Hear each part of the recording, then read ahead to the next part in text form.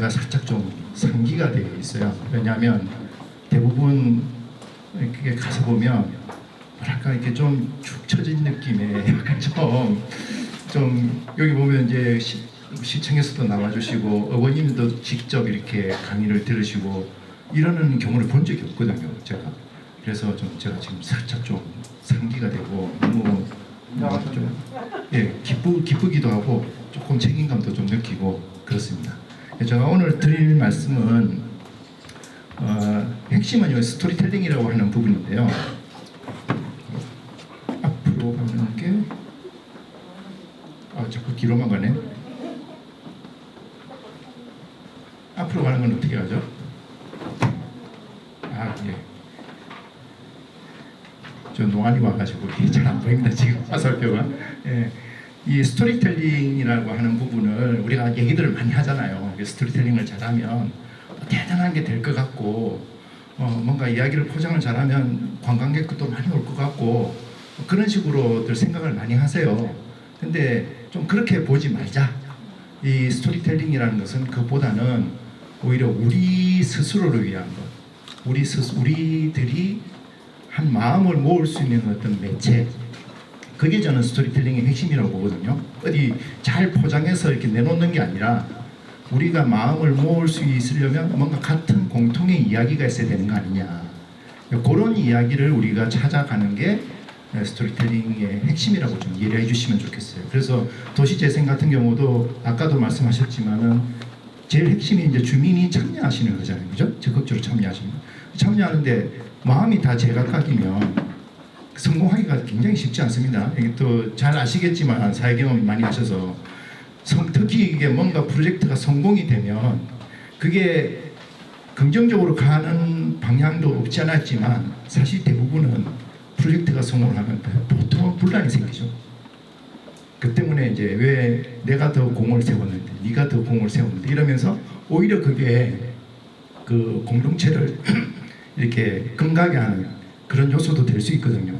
그러려면 진정한 어떤 성공, 진정한 어떤 성취를 하기 위해서는 우리가 끝까지 뭔가 마음을 합해서 갈 수 있는 어떤 그런 뭔가 있어야 되는데 그게 바로 스토리텔링이라는 거죠. 그래서 오늘 좀 그 얘기를 좀 여러분하고 좀 나누고 싶어서 준비를 해왔습니다. 이게 이제 이 그림이 어디 그림이냐면 터키 지금 이제 튀르키예라고 하죠. 이름 바뀌었죠. 터키의 그 차탈휘육이라고 하는 곳에서 발굴된 유적지예요. 이 도시 유적인데 이게 계산을 해보니까 기원전 한 7,000년 정도 전에 만들어진 도시래요. 우리가 기원전 7,000년이면 우리는 그 아직 역사가 고조선이 한 2333년 기원전 그 정도 생각하지 않습니까? 그러니까 7,000년 전에 이런 도시가 만들어졌대요. 여기에 한 5,000명 정도가 살았다고 합니다. 근데 이게 어떻게 가능할까? 물론 이제 도시라는 게 많은 사람들이 그 얘기 하거든요. 이 인류가 호모사피엔스가 만들어낸 가장 위대한 발명품이 바로 도시다. 이렇게 얘기를 합니다. 왜냐하면 우리가 상상을 해보죠. 여기 5,000명이 살잖아요. 5,000명이 모여 있으면 예를 들어서 침팬지 5,000마리를 이렇게 모아놨다고 생각해보세요. 여기서 완전히 뭐랄까 이렇게 엄청난 전쟁이 일어나고 서로 이렇게 그런 게 생기지 않겠습니까? 근데 사람들은 그 7,000년 BC 7,000년 전에도 5,000명이 여기 모여서 그럭저럭 산 거예요. 이게 뭘까? 이제 그 힘이 뭘까? 그 도시를 만드는, 우리가 도시를 유지시켜주는 핵심이 뭘까? 그래서 이제 유적을 검사를 해보니까 여기서 뭐가 나왔냐면 조그마한 이제 비너스산이 나왔습니다. 이게 이제 그 시대에는 이렇게 다산의 상징에서 가슴도 크게 하고 하는 그런 동상들이 있잖아요. 그게 발견이 된 거예요. 이 사람들이 이런 종교를 믿었겠구나. 뭔가 이제 하나의 종교를 믿는 거죠. 그게 한 도시 사람들을 5,000명이 되면은 친인척이 아니지 않겠습니까? 낯선 사람도 있을 거고 외지에서 오는 사람도 있을 거고 우리가 여기 황지가 대표적이잖아요, 그죠? 그때 한참 잘 돌아갈 때는 전국에서 다 왔지 않습니까? 제가 작년에 쓴 책 중에 그 창원에 있는 기업사를 쓰는 게 있어요. 동네 철공소 벤치에 납품하다라는 책을 제가 썼었는데 그 회장님이 그 회사를 맡기 전에 1970년대 말인가 그때 황제에 왔대요. 그러니까 아버님 공장을 물려받으려고 이렇게 대학을 졸업하고 나서 아버님 공장을 이제 물려받아야 되는 운명에 처해져 있는 거죠. 이제 다른 선택이 없는 거예요. 근데 친구들을 보니까 다 자유로운 자기의 어떤 꿈을 찾아서 직장을 떠나가고 뭐 어떤 애들은 뭐 작가를 한답시고 그러는데 자기는 이제 한양대 졸업하셨거든요. 그분이. 근데 졸업하고 나면 부산에 있는 아버지의 그 부품 깎는 쇠 깎는 그 공장에 들어가야 되는 거예요. 너무 자기 운명이 정해져 있잖아요. 그 공장이 어찌 될지도 모르고. 너무 답답해가지고 자기 인생으로 받아들이려면 뭔가 나에 대해서 뭔가 이렇게 납득이 돼야 되겠다. 그래서 자기가 당신께서 생각을 한 게 가장 대한민국에서 제일 고생하는 데 가보고 싶죠. 그래 여기 오셨대요. 여기 오셔서 막장 가서 진짜 한번 내 자신을 한번 던져보자. 사실 이제 그런 곳이 이제 이 동네 아니겠습니까? 황제까지 오셨다고 하더라고요. 그러다가 이제 대학에 다닌다는 게 들켜가지고 쫓겨났다는데 그때는 그 학력 이렇게 위조하면 이제 옛날에는 왜 이렇게 좀 이렇게 이상하게 봤잖아요. 나쁜 짓 하고 온 거 아니냐 이러면서 이렇게 또 쫓겨났다고 합니다. 어쨌든 그런 스토리가 있었기 때문에 도시가 운영이 되는 거죠. 그래서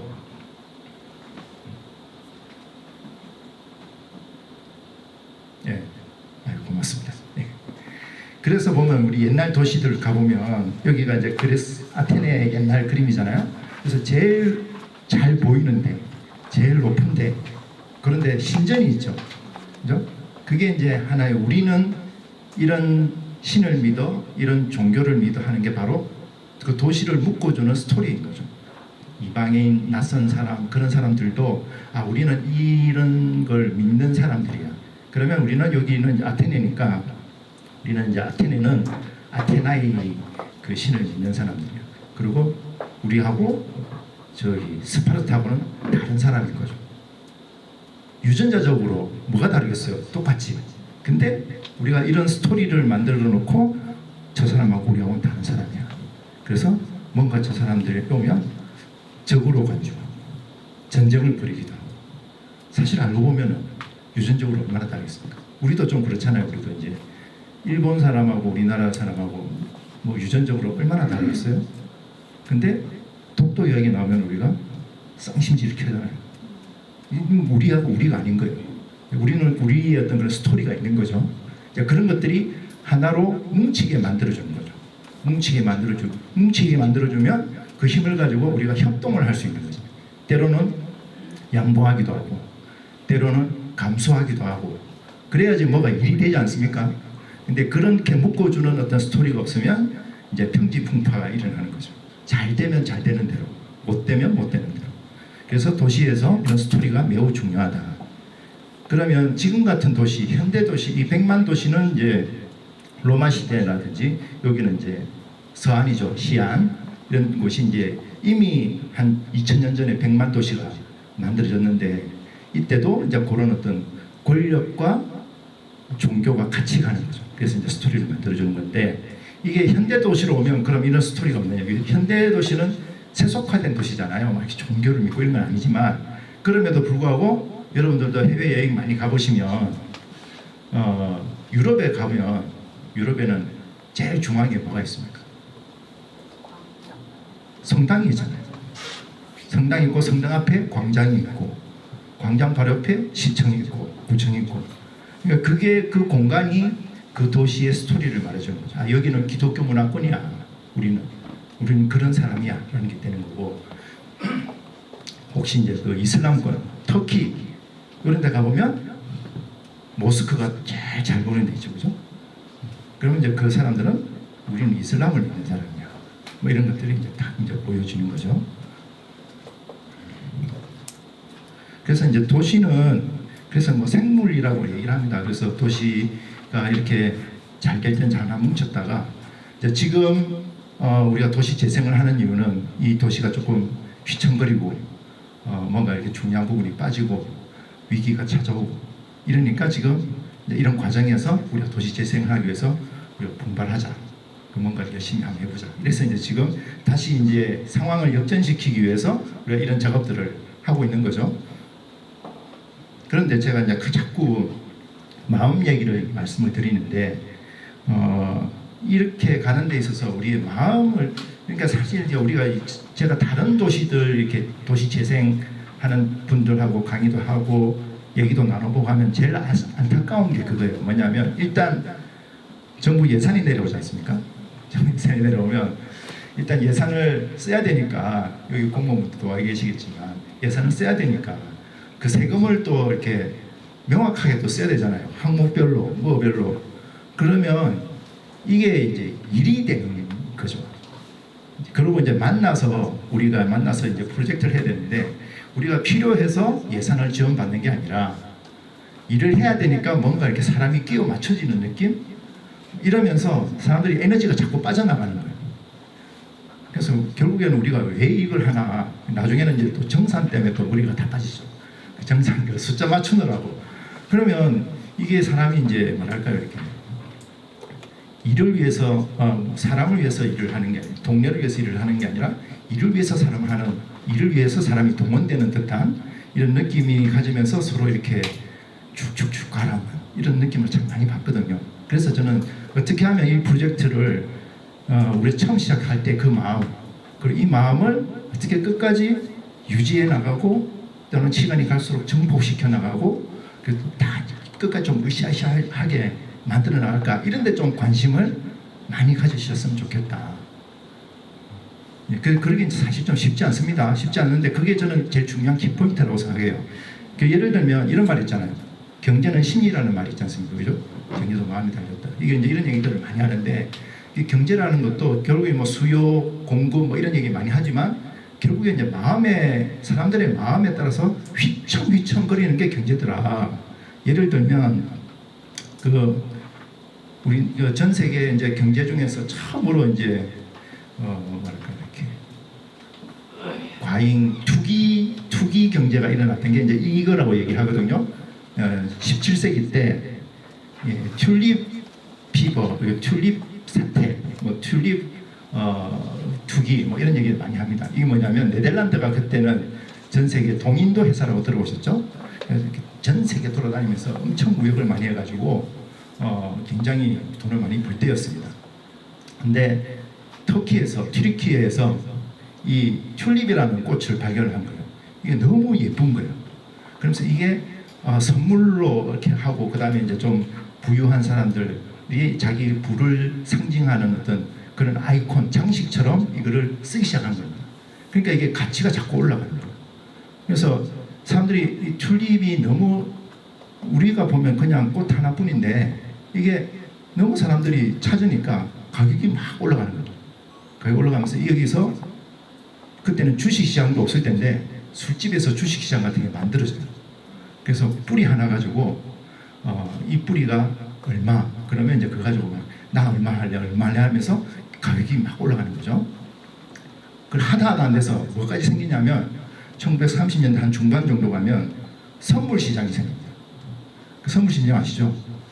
미리 가을에 꽃이 나온다 그러면 가을에 나올 걸 예정을 하고 돈을 미리 이제 투자를 하는 거죠. 그래서 뿌리 하나가 예를 들어서 품종이 예쁜 꽃이다, 되게 귀한 꽃이다 그러면 거기에 한 8사람, 9사람이 나눠서 투자를 하는 거예요. 그래가지고 그거 가지고 또 막 부풀려가지고 또 돈을 벌고. 그 심지어는 뿌리 하나가 현대 요즘 가격으로 하면 뿌리 하나가 거의 1억 6천만 원 됩니다. 그 정도로 막 거품이 올라간 거예요. 그러다가 사람들이 요즘 이제 젊은 분들 아시겠죠? 현타 온다는 얘기 많이 하시잖아요. 현타에서 현자타임이라고. 갑자기 이제 우리가 왜 이렇게 이런 짓을 하지? 뭐 이런 생각을 하는 사람들이 하나둘 생기기 시작하면서 어느 순간 갑자기 와르르 무너지는 거죠. 그게 이제 1637년 2월 3일이거든요. 그래서 이런 배경을 만든 영화가 튤립 피버라는 영화가 있습니다. 넷플릭스에 있습니다. 시간 나실 때 저 재밌게 봤는데 이제 그거 남녀간의 사랑 이야기인데 그 배경이 이제 이런 배경입니다. 그때 사람들이 얼마나 미쳤는지. 왜냐하면 그럴 법도 한 게요. 1637년 2월 3일인데 1620년대는 한 번도 꺾이지 않고 계속 오른 거예요. 가격이. 10년을 계속 오른 거예요. 우리도 이제 부동산 불패 얘기 많이 하지 않습니까? 서울 노른자에 따놓으면 절대로 내려갈 일은 없다. 이런 얘기 많이 하잖아요. 딱 그거예요. 그렇게 가다가 37년에 가서 어느 날 갑자기 팍 떠지면서 결국에 이제 정부가 개입해가지고 모든 사람들을 이제 불법화시키죠.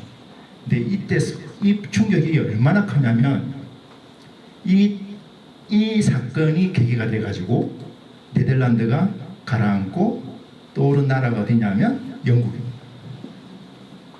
이게 이제 경제에 미친 영향이 어마어마하게 컸던 거죠. 그 다음에 현대로 넘어오면 우리 그 대공황이라고 있지 않습니까? 대공황. 미국에서 일어났던 1929년 일어났던 월스트리트발 대공황. 이 대공황 같은 경우도 이 대공황이 이제 앞부분은 1차 세계대전이죠. 1차 세계대전이 우리 일제시대 초기 때 1914년에서 18년까지 있었는데 그때 이제 유럽이 완전히 박살났지 않습니까?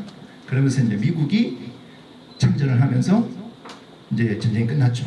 그러면서 유럽이 재건을 해야 되니까 미국이 이제 투자를 하기 시작한 거죠. 그러면서 미국이 엄청 잘 사는 거죠. 경제가 막 어마어마하게 발전하는 겁니다. 그래서 이때 배경으로 만든 영화가 혹시 보셨는지 모르겠는데 레오나르도 디카프리오가 나오는 위대한 개츠비. 그게 이제 요 20년대 초반에 뭐 진짜 막 돈을 써도 마르지 않은 뭐 엄청난 파티를 열어도 돈이 마르지 않는 그런 시대였던 거죠. 그러다가 이 사람들이 계속 경제가 발전하니까 주식에 투자를 합니다. 근데 이때 이제 재밌는 게 그 위기가 온 신호가 언제 오냐면 한 29년도 한 9월, 10월 정도 되면 어떤 일이 생기냐면 사람들이 이제 주식에 투자하는 게 훨씬 돈을 많이 벌잖아요. 그러니까 너도나도 지금 우리나라 좀 비슷한데 너도나도 막 주식에 투자하는 거예요. 그럼 이제 슈샤인 보이라고 구두 닦기 소년들 있지 않습니까? 그럼 이제 구두를 닦으면 그 슈샤인 보이들이 종목을 추천해줘. 오늘 저기 월스트리트에 어떤 종목이 올랐는데 그거 괜찮다더라.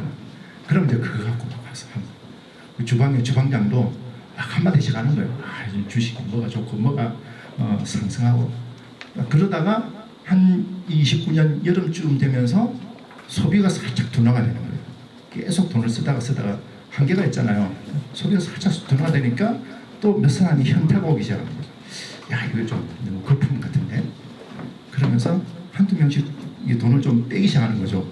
그러다가 어느 순간 딱 임계점을 오면서 10월 달에 와르르 무너진 거죠. 그래서 이 사진이 유명한 사진입니다. 이 급식받으러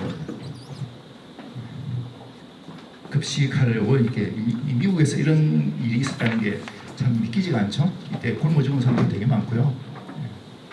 근데 이 사진 되게 재밌는 게 있습니다. 이 사람들이 여기 다 무료 프리 돼 있잖아요. 무료 급식소인데 이 급식소를 연 사람이 누굴까요? 이 사진의 주인공 알카포네라고 혹시 들어보셨습니까? 마피아. 대부라는 영화 아시죠? 대부라는 영화에서 그 알카포네가 돈 버는 돈 가지고 이제 뭔가 자기 이미지 만들려고 한 거죠. 그래서 마치 이제 홍길동처럼 인기가 되게 좋았다고 합니다. 어쨌든 이런 식으로 뭔가 사람들이 마음이 살짝 움직이면 그게 와르르 무너지는 건 한순간이라는 거죠. 결국에 이 경제도 마음에 달려 있다. 지금 우리도 지금 비슷한 상황이 지금 와 있습니다. 전 세계 경제가 어렵다 그렇게 얘기하는데 경제 하시는 분들이 제일 중요하게 생각하는 게 이제 기대 인플레이션이라는 얘기를 많이 해요. 기대 인플레이션이라는 게 뭐냐면 인플레이션 지금 왔잖아요. 그래서 돈이 너무 많이 돌아오니까 물가가 자꾸 오르고 있잖아요. 그죠? 지금 물가가 몇십 년 만에 굉장히 높이 올라와 있고 그러면 이제 기대 인플레이션이라는 건 뭐냐면 인플레이션이 계속 될 것 같은데 라는 느낌이에요. 그게 이런 느낌을 사람들이 많이 가지게 되면 무슨 일이 생기냐면 돈의 가치가 자꾸 떨어지잖아요. 내가 월급을 100만 원을 받았는데 이게 내일이 되면 이 95만 원짜리가 되는 거죠. 옛날에는 100만 원 갖고 살 수 있는 거를 내일이 되면 95만 원 밖에 못 사는 거죠. 그럼 사람들이 어떻게 됩니까? 돈 가치 떨어지기 전에 빨리 사놓죠. 빨리 사놓죠.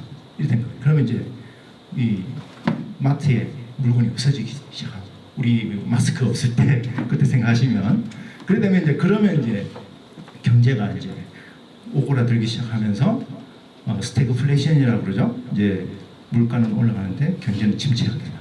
이런 게 이제 아마 올 겨울 내년 정도 오지 않을까? 그래서 막 걱정을 되게 많이 하고 있습니다. 미국부터 시작해서 우리나라도. 근데 이제 실제로 이제 이런 사례가 이게 경제를 굉장히 힘들게 하는 게 마음의 문제잖아요. 그래서 이 1980년대 이때 한 10년 동안 경기 침체였어요. 미국도 그때 경제가 되게 힘들었거든요. 그때 미국의 연준 의장에 폴 보커라는 사람이 있는데, 이 사람이 이거를 우리가 고리를 끊지 않으면, 극약 처방을 해서 고리를 끊지 않으면 우리 경제가 성장을 못한다, 이런 생각을 한 거예요. 그래서 이 사람이 진짜 목숨 내걸고 조치를 취합니다. 그 조치를 취하는 게 금리 인상을 기습적으로 확 올려버리는 거예요. 금리를. 그래서 지금 보면 혹시 여기서 주식하시는 분 계시면 그 미국의 뭐 자이언트 스텝이냐 빅 스텝이냐 뭐 이런 얘기 하지 않습니까? 그래서 금리를 0.5% 올리면 빅 스텝, 0.75%를 올리면 자이언트 스텝, 뭐 이런 얘기를 한단 말이죠. 그러면서 이제 사람들이 그 돈을 그 은행에다 맡기게. 금리가 오르면 돈이 이제 시중으로 안 돌아가고 은행으로 오지 않습니까? 그럼 이제 돈이 줄어드는 거죠, 시장에. 그렇게 하려고 금리를 올리는 건데, 그때 1980년대에 미국이 그 폴 보커라는 연준 회장이 몇 퍼센트를 올렸냐면 하루아침에 21%를 올린 거예요. 그러니까 완전히 충격을 딱 준 거예요. 그러니까 사람들 마음이 활짝 놀라게 해버린 거예요. 그러니까 기업이 뭐 문을 닫고 난리가 났죠. 그래서 그때 폴 보커 회장이 권총 차고 다녔대요. 사람들이 와서 뭐 죽이겠다고 막 이러니까. 근데 그게 한 2, 3년 지나고 나니까 그 인플레이션이 잡히면서 오늘날 미국이 성장을 한 거거든요. 그 결국에 이제 사람들 마음이 바뀌어야 되는데, 그 어떻게 사람들 마음을 바꾸게 할 거냐. 경제가 망가지는 것도 사람들이 마음이 뭔가 이렇게 불안하게 가면 경제가 망가지는 거고, 또 경제가 성장하는 것도 어느 순간 이제는 뭐가 잡혔구나 싶으면 경제가 성장하는 거거든요. 그래서 도시 재생도 마음에 달려있다. 우리가 이렇게 좀 생각해보면 어떨까? 좀 이제 그런 말씀을 좀 오늘 드리고 싶고, 그 마음을 우리가 잘 관리를 해보자. 그러면서 이제 몇 가지 이제 그 마음을 모아주는 스토리 사례 좀 가볍게 얘기를 들어주시면 고맙겠습니다. 그 스토리 사례들을 제가 이제 몇 가지 좀 가져왔습니다. 이거 보신 분도 계실 테고, 안 보신 분도 계실 텐데 아마 기억나시는 분들도 계실 거예요. 그러니까 우리 지역과 좀 유사한 그런 역사와 배경을 갖고 있는 도시들의 어떤 이야기들을 좀 보면서 우리도 좀 어떤 우리 도시에서 어떤 스토리를 얘기하면 좋을까 한번 생각해보는 시간이 됐으면 좋겠습니다. 제가 뽑아온 키워드는 쇠락하는 산업도시의 스토리텔링 사례. 그러니까 우리는 이제 산업도시잖아요. 저도 고향이 창원인데 창원이 대표적인 산업도시죠. 산업도시는 결국에 그 산업이 어떤 곡선을 그리냐에 따라서 흥망성쇠가 이제 갈라지게 되는데, 이게 우리가 인력으로 어떻게 할 수가 없지 않습니까? 특히 이제 우리 이쪽 지역 같은 경우는 에너지원 자체가 지금 바뀌는 상황이기 때문에 모르겠습니다. 지금 독일인가요? 독일에서는 다시 석탄 캐겠다고 지금 난리여가지고 지금 저희 러시아에서 지금 가스 문제가 생기다 보니까 올해는 뭐 올겨울에 독일 사람들은 그 장작될 그런 장작 지금 구하고 있다 그러더라고요. 그래서 우리가 석탄 아직 많이 남아 있는데 석탄을 다시 한번 생각해야 되냐 이런 얘기들이 막 지금 나오고 있어요. 우리나라도 좀 그런 면에서 또 새로운 또 기회가 오지 않을까 그런 기대를 살짝 해보는데, 어쨌든 이런 쇠락하는 도시가 이렇게 산업이 쇠락하면 도시도 따라서 쇠락을 하게 되잖아요. 그럼 그 안에서 많은 사람들이 고통을 받고 굉장히 힘든 삶을 살아야 됩니다. 그러니까 그런 도시들에서 어떤 스토리들이 사람들이 좋아하는 스토리였나, 그런 것들 한번 보여드릴게요. 첫 번째 스토리는 풀몬티라는 영화입니다. 혹시 그 보신 분 계세요? 우리나라에 98년도 6월달에 개봉을 했는데 혹시 보신 분 계세요? 아무도 안 계세요? 네. 일단 내용을 조금 알아야 되니까 제가 이제 요약본 올라와 있는 거 이제 가져왔습니다. 조금 내용 보고 제가 좀 설명을 드릴게요.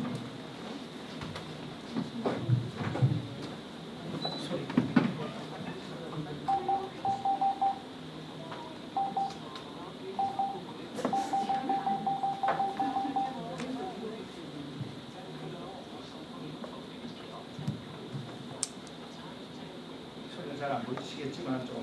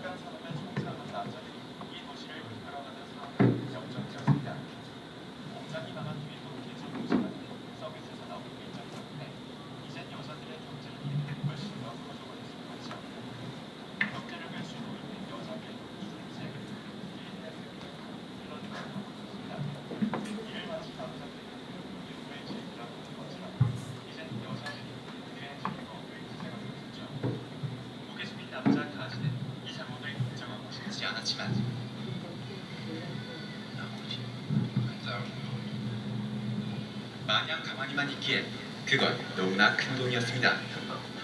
결국 가수는 여성들의 마음을 사로잡을 스트릿 댄스 팀원을 모집하기 시작합니다. 하루아침에 실직자가 된 신세를 한탄해 목숨을 끊으려 하던 롱포를 우연히 구해줘서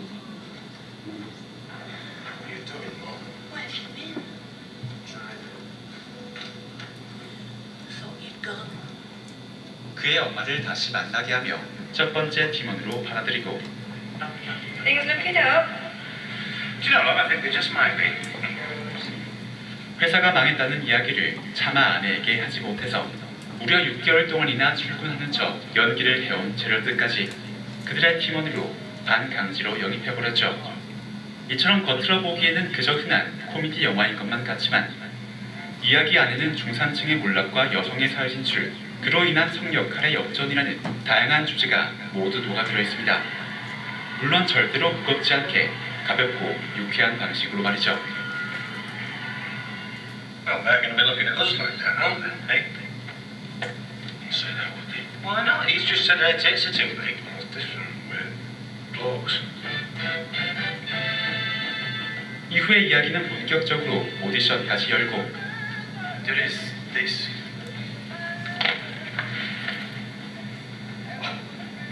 엄청난 잠재력을 가진 팀원들을 한 명씩 모으면서 진짜 스트립쇼 데뷔로 나아가는 과정을 그려내고 있습니다. 물론 어느 정도 예상 가능한 전개이긴 하지만 직장도 잃고 몸매도 잃은 나이든 아저씨들이 오직 돈을 위해 스트립쇼를 준비해 나간다는 컨셉은 그 자체로도 충분히 매력적이고 재밌습니다. 거기다 말씀드렸던 것처럼 영화는 억지 개그를 위해 특정 계층이나 한 인물을 학대하는 대신 사려 깊은 시선으로 모든 인물들을 동등하게 그려내고 있죠. 이 작품은 350만 달러의 적은 제작비로 70배가 넘는 무려 2억 6천만 달러를 벌어들인 저예산 영화의 대표적 성공 사례로 꼽히기도 합니다. 그리고 1998년 국내에 개봉할 당시엔 위의 외환위기 사태와 영화의 이야기가 묘하게 겹치며 8만 5천 명이라는 적지 않은 흥행을 기록하기도 했었죠. 루저들이 무모한 도전을 하는 이야기는 물론 꽤 흔한 것이긴 하지만 이 영화 풀몬티는 지금 기준으로도 세련된 유머 감각과 도덕성을 보여주는 특별함을 갖고 있습니다. 특정 성별과 인종, 성적 지향에 특별히 무게를 두지 않으며 모두가 함께 어울리는 유쾌한 이야기를 그려내는 영화. 부담 없이 즐겁게 볼 수 있는 영화를 찾고 계신다면 풀몬티를 감상해 보시기 바랍니다. Oh, Monty, you lot. Hellfire. That would be worth a look. See you there then.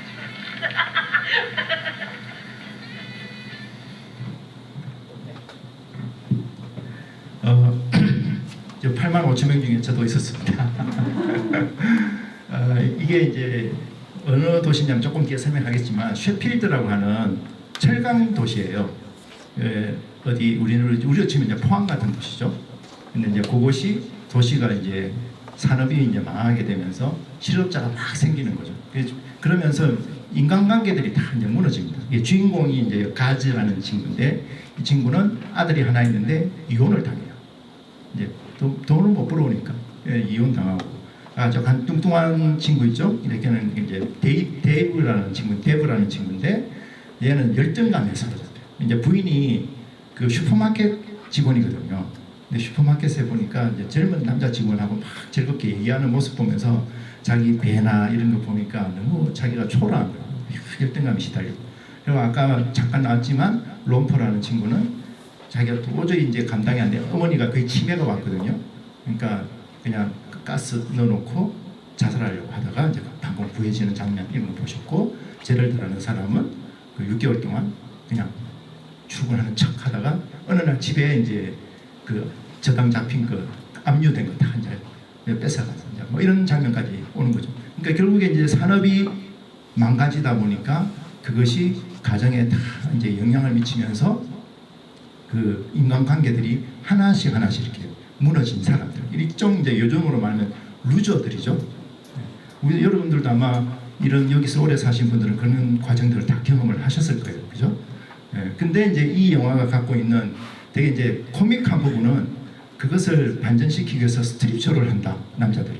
왜냐하면 이제 여자분들은 서비스 업종을 하다 보니까 사람들이 살아야 되니까 이제 실직할 리가 없는데, 남자들은 제조업을 하다 보니까 실직을 한 거죠. 그러니까 여자들이 돈이 있고 남자들은 돈이 없는데, 여자들이 돈이 있는데 좀 여유를 즐기려면 이제 그런 스트립쇼가 이제 동네에서 돌아가는 모습 보니까 우리도 이제 그거 해야 되겠다. 왜냐하면 가즈가 이제 이혼 당했잖아요. 근데 아들을 너무 사랑해요.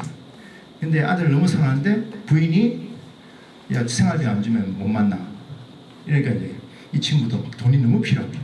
그러다가 이제 아까 그 스트립쇼를 보게 되고 그거를 하자 이렇게 된 거예요. 근데 이제 스트립쇼라는 것은 하나의 장치고, 여기서 이제 이 영화를 보면서 스트립쇼임에도 불구하고 뭐 제 경험은 그렇습니다. 눈살이 하나도 안 찌푸려져요. 되게 좀 나중에 끝날 때 보면 되게 마음이 따뜻해지는 그런 좀 느낌이 있거든요. 왜 그러냐면 이런 과정을 통해서 이 어떻게 보면 루저 남자들이 뭔가를 하잖아요. 막 바둥바둥 애를 막 쓰잖아요. 근데 그 과정을 하나 둘 거치면서 관계가 회복이 되는 거예요. 그 친구도 구출돼 가지고 자기 어머니랑 다시 이제 모시게 되고, 그 제럴드라고 하는 친구 6개월 동안 몰래 나왔던 그 양반은 나름 이제 사회에서 춤을 춘 경험이 있는 거예요. 그러니까 그 직원들한테 춤 가르쳐 주면서 또 자기 자존감을 좀 찾고, 뭐 그리고 이제 마지막 장면에 이제 이 가즈가 그 무대에 올라갈 때 되게 갈등하는 장면이 나오거든요. 근데 무대에 딱 올라갔는데 그걸 자기를 보려고 전 부인이 지금 남편하고 같이 와 있는 거예요. 그럼 이제 막 전 부인이 자기를 응원해 주는 거지, 막 박수해 주고. 그러니까 이제 그런 걸 볼 때 사람들이 되게 이제 뭔가 되게 구조 상황을 보면 되게 불행하고 막막한데, 그럼에도 불구하고 요 안에서 뭔가를 만들어내네. 그 안에서 이 훼손됐던 인간관계들이 하나씩 회복되네. 그러니까 감동을 받는 거예요. 근데 이때가 아까도 잠깐 여기 나레이터가 말했지만 우리나라에서 영화는 97년도에 만들어졌는데 우리나라 들어온 거는 98년도 4월인가 5월인가 들어왔거든요. IMF 직후지 않습니까? 그러니까 사람들이 너무 감정이입이 되는 거예요. 이때 같은 해에 그 영화가 나왔던 게 타이타닉이었습니다. 그래서 타이타닉하고 비교가 많이 됐죠. 타이타닉도 굉장히 좋은 영화였지만 그게 비하면 굉장히 저렴한 돈으로 사람들한테 감동을 줬다, 이런 얘기입니다. 그래서 이제 이런 스토리들이 사람들에게 굉장히 이제 뭔가 울림을 주는 거죠. 그리고 이제 또 다른 스토리 하나 또 가져오겠습니다.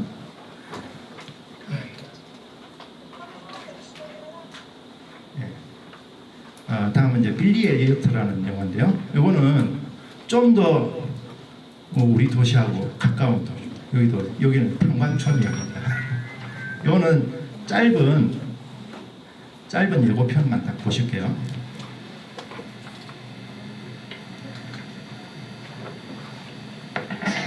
We love to boogie. We love to boogie. House boogie. Teenage boogie. We love to boogie on a Saturday night. Living the Memphis that can't have home. Jenny lots of cheer walking on the way home. Visions of the earth, glass in the mind. Need sweet bits for the movies cry. We love to boogie. We love to boogie on Saturday night. I said I love to boogie on Saturday night. Bali. I used to go to Bali. See? For girls. Not for lads. Not Friday. Bali. Thinking of the Royal Ballet School. Lovely.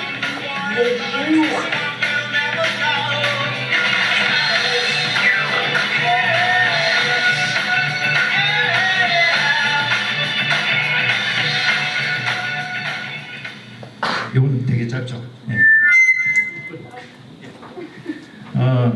여기는 이제 탄광 도시인데 더럼이라고 하는 탄광 도시인데 탄광이 파업을 하고 있었습니다. 누구 때냐면 그 대처 수상 철의 여인 대처 수상 우리나라에서는 되게 좋게 평가되는 부분이 많죠. 근데 이게 특히 영국은 신분 사회라는 거 아시죠? 그 평범 민주 사회라기보다는 신분 사회입니다. 그 귀족도 여전히 있고 뭐 듀크니 서니 하면서 귀족도 있고 왕족도 있고 평민 있고 그다음에 이제 제일 밑에 이제 워킹 클래스라고 해서 노동자들이 있는 거죠. 그래서 이 대처 수상 같은 경우는 그 워킹 클래스들 노동자들한테 너무 가혹했어요. 그래서 특히 이제 탄광 중년 사람들 이 아까 앞에 봤던 그 풀몬티도 그 시대입니다. 대처 때입니다. 그때 너무 노동자들한테 가혹하게 돼가지고 그때 이제 대처 수상 그 세상 떠났을 때 그때 노동자들은 이렇게 축하 메시지를 안 했죠. 우리 정서는 조금 이해가 안 되는데 거기서는 그리고 이제 사회적으로 그럴만하다. 당신들 그 사람 때문에 너무 고생 많았다. 뭐 이런 이제 좀 정서가 있습니다. 근데 이제 이때 이제 이 빌리 엘리어트라고 하는 것도 이제 그런 시대에 이제 파업을 하고 하다 보니까 동네가 정상적으로 안 돌아가잖아요. 그리고 이제 방과 후에 남자아이들은 이제 권투 수업을 받아야 되는데 빌리는 너무 적성이 안 맞는 거죠. 남자 때리고 하는 건 전혀 안 맞는데 해라 하니까 어쩔 수 없이 하다가 이 공간이 없어져 가지고 발레 연습해야 되는 아이들이 그 노동조합 그 집회하는 것 때문에 쫓겨온 거예요. 쫓겨와서 할 데가 없으니까 체육관으로 와서 발레 연습하는데 자기 이제 권투하다 보니까 이게 자기한테 너무 매력적인 거예요. 그러면서 이제 자기 어떤 춤의 재능을 이제 발견을 하게 됩니다. 그래서 다행히 이제 그때 선생님 한 분이 얘의 어떤 그런 춤의 재능과 이런 것들을 봐줘가지고 너는 런던에 가서 오디션을 봐야 된다. 그런 이제 과정을 이제 그린 어떤 스토리예요. 되게 이것도 되게 이제 재미있고 되게 따뜻한 영화인데 이 두 작품 다 뮤지컬로 다 만들어졌습니다. 풀몬티도 뮤지컬이 있고요. 그리고 이제 빌리 엘리어트 같은 경우도 뮤지컬로 있고 이 빌리 엘리어트 같은 경우는 지금도 하고 있습니다. 한 달 전인가 제 아내가 보러 갔다 왔어요. 빌리 엘리어트가 그 정도 이제 스토리에 힘이 있는 거죠. 그러니까 이런 어떤 뭐 이것도 비슷한 맥락입니다. 이 산업 도시에서 산업 사회가 이제 막 몰락을 하면서 굉장히 힘들어지고 어떻게 보면 꿈이 없고 막 이럴 때 간에서 뭔가를 찾는 거죠, 그죠? 자기 일을 찾으려고 하고 애를 쓰고 그러는 어떤 스토리. 그러니까 만약에 이런 어떤 산업이 쇠락한 환경이 아니면 안 돋보이겠죠, 이제. 근데 이제 이런 환경에 있다 보니까 그런 사람들의 노력이 굉장히 소중하게 보이는 거죠. 예. 그런 게 우리 스토리에 우리가 스토리를 발굴해내는 중요한 포인트 중에 하나라고 볼 수 있겠습니다. 넘어가고 예, 이게 이제 앞에 이제 셰필드라는 도시는 여기 한 여기 중간 정도 되고요. 그 영국이 이제 잉글랜드가 한 요 정도 되잖아요. 한 요 정도가 잉글랜드고 여기는 이제 스코틀랜드고 잉글랜드에서 이제 주로 런던 중심 이쪽은 되게 비옥하고 잘 사는 땅이고요. 요쪽은 여기가 이제 중부가 아니고 북부입니다. 잉글랜드 북부인데 여기에 뭐 산업 도시들, 공장 도시 이런 게 많습니다. 우리 박지성이 뛰었던 맨체스터 유나이티드도 여기 어디 있죠? 그 리버풀 여기 있고 그렇습니다. 그래서 여기 적합니다. 노동자들이 많이 사는 그런 도시고요. 이 빌리 엘리어트의 도시는 더럼이라고 하는 곳인데 여기는 맨체스터에 있고 셰필드 있고 더럼은 또 저 북쪽에 있죠. 여기도 이제 탄광 도시다 보니까 아무래도 이제 산이 많은 이쪽에 이제 도시가 있습니다. 근데 이 두 도시가 그런 생각을 좀 하게 됐어요. 왜 이 셰필드나 더럼이라고 하는 도시가 영화의 배경이 됐을까? 근데 이게 이제 실제로 실화를 쓴 건 아니래요. 두 얘기다. 실화는 아닌데 그런 비슷한 스토리는 좀 있었겠죠. 근데 영화 작가들이 이 두 도시를 선택을 한 거잖아요. 두 도시를 선택해서 이 두 도시를 배경으로 영화를 만들어야지 이렇게 돼 있는데 왜 그럴까 하는 생각을 좀 하면서 좀 여러 가지 제가 스타디를 좀 해봤거든요. 일단 이제 그 시대가 사실 이제 이 도시가 어떻게 할 수 없는 상황입니다. 그러니까 석유파동, 1차 석유파동, 2차 석유파동 있으면서 경제가 굉장히 힘들죠. 아까 제가 말씀드린 것처럼 이 두 사건이 벌어지면서 장기 침체가 팍 오거든요. 80년대. 그러니까 그 여파가 영국에도 고스란히 가는 거죠. 그거는 어떻게 하겠습니까, 우리가? 그죠? 어떻게 하겠습니까? 그러다가 이제 이 대처 수상이 딱 집권을 하게 됩니다. 79년부터 90년까지. 그래서 이 대처 수상이 딱 오면서 제일 먼저 한 일이 공기업 다 팔아. 그래서 이제 철도도 팔고 그랬죠. 지금은 영국에서 철도를 다시 샀습니다. 그 규제 완화, 이제 기업하기 좋은 도시. 그리고 이제 노동자들 야 참아. 근데 이게 그냥 참아 정도가 아니라 사람들이 이제 감정적으로 되게 안 좋아하는 이유가 뭐냐면 이 노동자들이 예를 들어서 이 시대는 예를 들어서 여기 황지 탄광 앞에서 시위가 일어났다. 그러면 이제 영국 경찰들은 우리나라 경찰들은 뭐 체류탄 쏘고 이러는데 이 당시 영국 경찰들은 말 타고 다니잖아요. 말 타고 마을에서 곤봉으로 이렇게 완전히 이렇게 하는 거예요. 완전히 전쟁하듯이. 그러니까 거기에 대한 상처가 되게 많아요. 그래서 이제 이 사람을 노동자들은 되게 미워합니다. 그러다 보니까 그 여파가 이 정책의 여파가 그 도시로 간 게 풀몬티의 그 모습이고 빌리 엘리어트의 그 모습이죠. 그러니까 그거는 뭐 이 도시 시민들의 어떤 책임도 아니고 세상의 경제가 바뀌고 그다음에 정책을 하시는 분들이 그런 정책을 선택을 한 거고 그 결과를 우리가 뒤집어 쓰면서 막 관계가 틀어지고 이혼하기도 하고 막 이런 일이 막 벌어지는 거죠. 근데 이제 그런 부분이 너무 이제 문제가 많다 보니까 결국에 이제 이 대처 수상이 실각을 하게 되죠. 그 당시 이제 통계를 좀 보니까 1982년에서 91년 사이 10년간 36,000개의 직업이 사라졌다고 합니다. 그 구조조정하는 시간 동안. 그리고 실업률이 15.5%까지 올라갔대요. 1980년대 정말 중간에. 이때가 이제 그 풀몬티의 그 배경 그 시대입니다. 15.5%면 얼마 정도 되는지 혹시 감이 오세요? IMF 때 우리나라 실직자 되게 많았잖아요. 그때 몇 퍼센트인지 아세요? 7.2%. 그리고 이제 그 IMF 때 이때 청년들이 제일 많이 실직을 하잖아요. 우리나라 청년 실업률 최고로 올라갔을 때가 몇 퍼센트냐면 12.4%. 근데 이게 15.5%까지 올라갔으니까 어마어마한 거죠. 근데 이제 그게 그런 어떤 굉장히 거칠고 아프고 힘든 상황이 스토리의 관점에서 보면 새로운 스토리가 나올 수 있는 그런 토양이 되어주는 거죠. 그러니까 우리도 우리 지역 사회를 볼 때 하고 이제 여러분들이 이제 기억을 좀 떠올리시면서 우리 도시가 막 쇠락하고 이제 석탄에 대한 정책이 바뀌고 하면서 쇠락해 나갈 때 그 안에서도 뭔가 의미 있게 살고 싶어 하는 분들이 계셨을 거 아닙니까? 그죠? 풀몬티의 가족들처럼 뭔가 해보려고 애를 쓰고 바둥바둥하고 사실 그런 게 되게 소중하다는 거죠. 그런 스토리를 우리가 찾아내고 발굴하고 지금도 이어지는 게 있다면 그것을 좀 더 부각을 시키고 그런 것들이 우리 이 지역 주민들이 공유를 하게 되면 그 스토리를 중심으로 우리가 단결을 할 수 있고 협동을 할 수 있고 힘을 모을 수 있는 거죠. 물론 이제 저기 강 건너 천 건너 저기 그 기념관 이런 것들 만들어 놓는 게 사실 그게 이제 스토리텔링 작업 아닙니까? 그것도 이제 굉장히 소중한데 문제는 이제 그거 만드는 게 중요한 게 아니라 그 공간을 내 공간으로 살아가는 사람, 여기 있는 계신 분들이 실제로 받아들이고 있냐 아니냐. 그게 더 중요한 것 같아요. 그게 이제 결국에 마음의 문제인 거죠.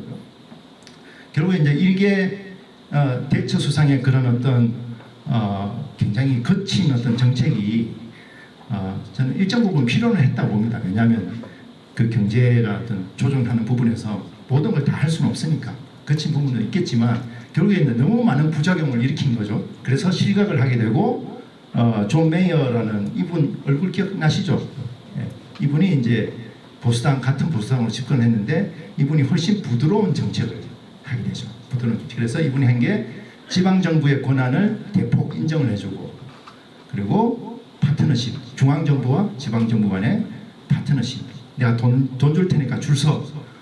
정산인 거 가져와 이런 게 아니라 어떻게 하면 같은 파트너로서 도와주려고 하는 이제 그런 것들을 좀 강조하고 그리고 쇠퇴한 지역들 더럼이라든지 그런 셰필드라든지 이런 도시에는 특별 보조금을 또 더 추가로 이렇게 내려보내는 이런 어떤 보완 작업들이 이제 시작이 되면서 이걸 토대로 해서 이제 본격적으로 도시 재생 이런 것들이 이제 일어나게 됩니다.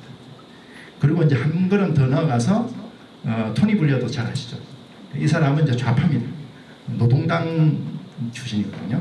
좀 더 세게 나갔죠. 그래서 지방의 권한을 존중하는 수준에서 아니라 지방 분권을 좀 더 강화시켜서 예산에 예를 들면 우리나라에서 지방 도시에서 예산에 대한 권한을 갖고 있는 게 예를 들어 뭐 1,000억이다. 그래도 1,000억에서 실제로 시장이 쓸 수 있는 돈이 얼마 안 되잖아요.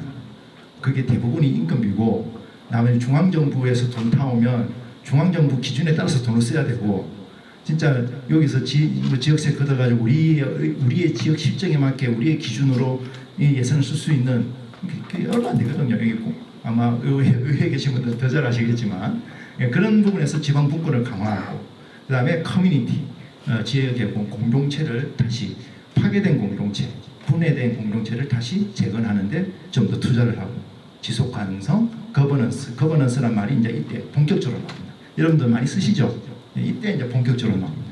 그래서 뭔가 정부가 혼자 나가는 게 아니라 지역의 다양한 주체들, 뭐 시민단체라든지 아니면 뭐 어떤 단체라든지 이런 것들도 같이 들어와서 도시의 어떤 미래를 그려나가자. 이런 것들이 이제 이때부터 본격화됩니다. 그래서 이제 셰필드 같은 경우는 셰필드 경제재생위원회가 이제 1986년도에 생깁니다. 아까 1984년도에 15.5%까지 찍었다고 말씀드렸잖아요, 그죠? 그리고 한 2년 뒤에 이제 경제재생위원회가 본격적으로 이제 이거는 정부에서 만드는 게 아니라 오늘 여기 오신 분들처럼 우리가 우리 도시 좀 다시 살려야 되지 않겠냐 이러면서 이제 이 재생위원회가 이때 이제 만들어지게 됩니다. 그리고 2000년이 되면 셰필드 원이라고 하는 슬로건이 나왔던 거죠. 우리는 셰필드는 하나야. 우리는 같이 나가야 돼. 이 협동, 단결 이런 어떤 슬로건을 내면서 그 셰필드 경제재생위원회가 구심점이 돼가지고 이런 어떤 그 정책들을 이제 내게 되는 거죠. 그 시티센터의 경제적 역할을 다시 확립하고 배움, 문화, 상가, 레저, 주거를 위한 어떤 중심, 도시의 중심이 살아나야 된다. 그래야지 뭔가 시민들이 모일 수 있다. 그리고 시티센터를 중심으로 해서 접근성을 높이고 뭐 이런 것들을 이제 본격적으로 이제 도시 재개발을 하면서 이제 재생 사업을 본격화시키는 게 이제 이 셰필드 원이라고 하는 겁니다. 그리고 이제 뭐 이런 파트너십 같은 거, 셰필드 퍼스트 뭐 이런 것도 이런 어떤 슬로건 같은 것도 되게 중요합니다, 그죠? 여러분들도 이제 도시 재생할 때 어떤 슬로건을 이제 할 건지 뭐 이런 것도 지금 있나요 혹시?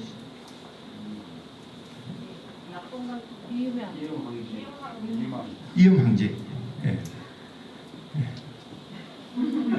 모르겠습니다. 이게 이제 그게 좀 낙동강 그 저기 한강 같이 하는 어떤 그런 느낌인 건지는 잘 모르겠는데 어쨌든 그런 게 뭔가 이렇게 사람들로 하여금 뭔가 가슴에 뭔가 이렇게 스파크를 딱 줄 수 있는 이런 거 있잖아요. 예를 들면 옛날에 그 보스턴 마라톤 대회 아시죠? 세계적으로 굉장히 유명한 마라톤 대회잖아요. 근데 그게 2000 몇 년도더라? 2011년 몇 년인 13년인가에 폭탄 테러 일어난 거 아시죠? 그때 왜 그 한 보스턴 마라톤 대회 시작하고 한 4시간 정도 됐을 때인가? 그때 꼬린되는 지점에서 폭탄이 팍 터져가지고 한 몇 분 돌아가시고 부상자 수십 명 나오고 그래갖고 이제 미국에서 난리가 난 거잖아요. 그 9.11 테러가 일어나고 나서 11년인가 12년 뒤에 그게 터진 거거든요. 그래서 엄청 난리가 나고 사람들이 특히 미국 사람들이 이제 공황 상태에 빠지면 다시 폭탄 테러가 우리나라에 일어났어. 그러면 이게 어떻게 될지 모르죠. 그게 끝인지 시작인지 모르잖아요. 그러니까 엄청난 공포에 시달렸는데 그때 보스턴 대학생 2명이 그 디자인을 한 겁니다. 디자인을 해서 보스턴 스트롱이라고 하는 슬로건을 만들어가지고 그거를 티셔츠에 새겨요. 그래갖고 이제 그거를 이제 올린 거죠. 요거 입자. 그리고 올리니까 순식간에 다 팔려나가요. 그리고 이제 디자인을 오픈한 거죠. 아무나 갖다 써도 되는 거예요. 그러니까 사람들이 그 보스턴 스트롱, 보스턴은 강해, 보스턴은 테러에 굴복하지 않아, 뭐 이런 어떤 메시지를 사람들이 다 자기 가게에다가 붙이고 빌딩에 현수막으로 붙이고 막 이러는 거예요. 이제 그게 저는 그 시민들이 공포를 극복하는 방법이었지 않았나 생각을 하거든요. 얼마나 무서웠겠어요. 근데 우리가 힘을 합쳐서 아직 테러범이 우리 도시를 못 빠져나간 것 같으니 우리가 두 눈을 부릅뜨고 얘네들 잡자 이런 좀 분위기가 된 거예요. 실제로 그 범인들이 72시간 안에 잡혔죠. 잡혀서 이제 그걸 극복을 해내는 거죠. 그게 어떻게 보면 도시에 굉장한 어떤 트라우마가 될 수도 있고 도시를 떠나게 되는 이유가 될 수도 있는 중요한 순간이었는데 그 순간에 그런 어떤 슬로건 하나 가지고 역전을 시켜준 거죠. 그게 오히려 시민들의 자긍심이 돼가지고 그래서 그 이후에 저도 이제 그 이듬해죠. 그 이듬해 보스턴 마라톤 대회할 때 그 대회할 때 그때 부상당하신 분들이 이제 다리 잘린 분들이 꽤 있었습니다. 그걸 이제 정부에서 이렇게 지원해줘가지고 보조 그 다리 있잖아요. 그거 해가지고 그분들이 제일 앞에서 뛰어나가는 거죠. 그러면서 이제 오히려 이제 우리는 그런 걸 극복해낼 수 있고 그게 이제 도시의 큰 하나의 스토리가 되는 거죠. 그럼 이제 보스턴 사람으로서 굉장한 자긍심이지. 우리는 좀 테러가 없기 때문에 그런 슬로건을 만들 수는 없습니다만 그래도 우리가 그런 슬로건이나 어떤 그런 어떤 깃발 같은 거잖아요, 그죠? 그런 거 할 때 이게 사람들 어떻게 하면 사람들 이 가슴에 뭐라도 이렇게 불을 지피면 제일 좋겠고 불이라도 못 지피면 좀 이렇게 군불이라도 좀 될 수 있는 그게 뭘까? 그런 것들을 이렇게 고민하고 서로 의견을 모으고 뭐 그런 좀 과정을 해서 그런 슬로건 이런 셰필드 포스트 같은 이런 슬로건 하나 멋진 거 하나 만들면 어떨까? 근데 아마 대단한 게 나오진 않을 거예요. 저는 그것보다는 과정이 더 중요한 것 같아요. 이 과정 그런 어떤 구호를 하나 만들어내고 깃발을 하나 만들어낼 때 우리가 같이 막 의견 모으고 그거 갖고 토론하고 이야기를 모으고 그러는 과정이 조금 길고 지루하더라도 그걸 해냈을 때 그게 이제 그걸 자기 걸로 느끼는 사람들이 좀 많지 않을까 그런 좀 생각을 좀 해봅니다. 그래서 이제 셰필드 사례에 대해서 김정우 소장이라고 이제 영국의 도시재생 관련돼서 연구 많이 하시고 책도 많이 쓰신 분 계시거든요. 김정우 이렇게 검색해 보시면 책도 여러 권 나옵니다. 그분이 셰필드 사례에서 시사적으로 말씀하신 게 정책의 일관성인 거죠. 86년부터 시작해서 그러니까 우리가 이제 이런 모임이 만들어지고 여기에서 뭔가 의결 기구가 만들어졌다.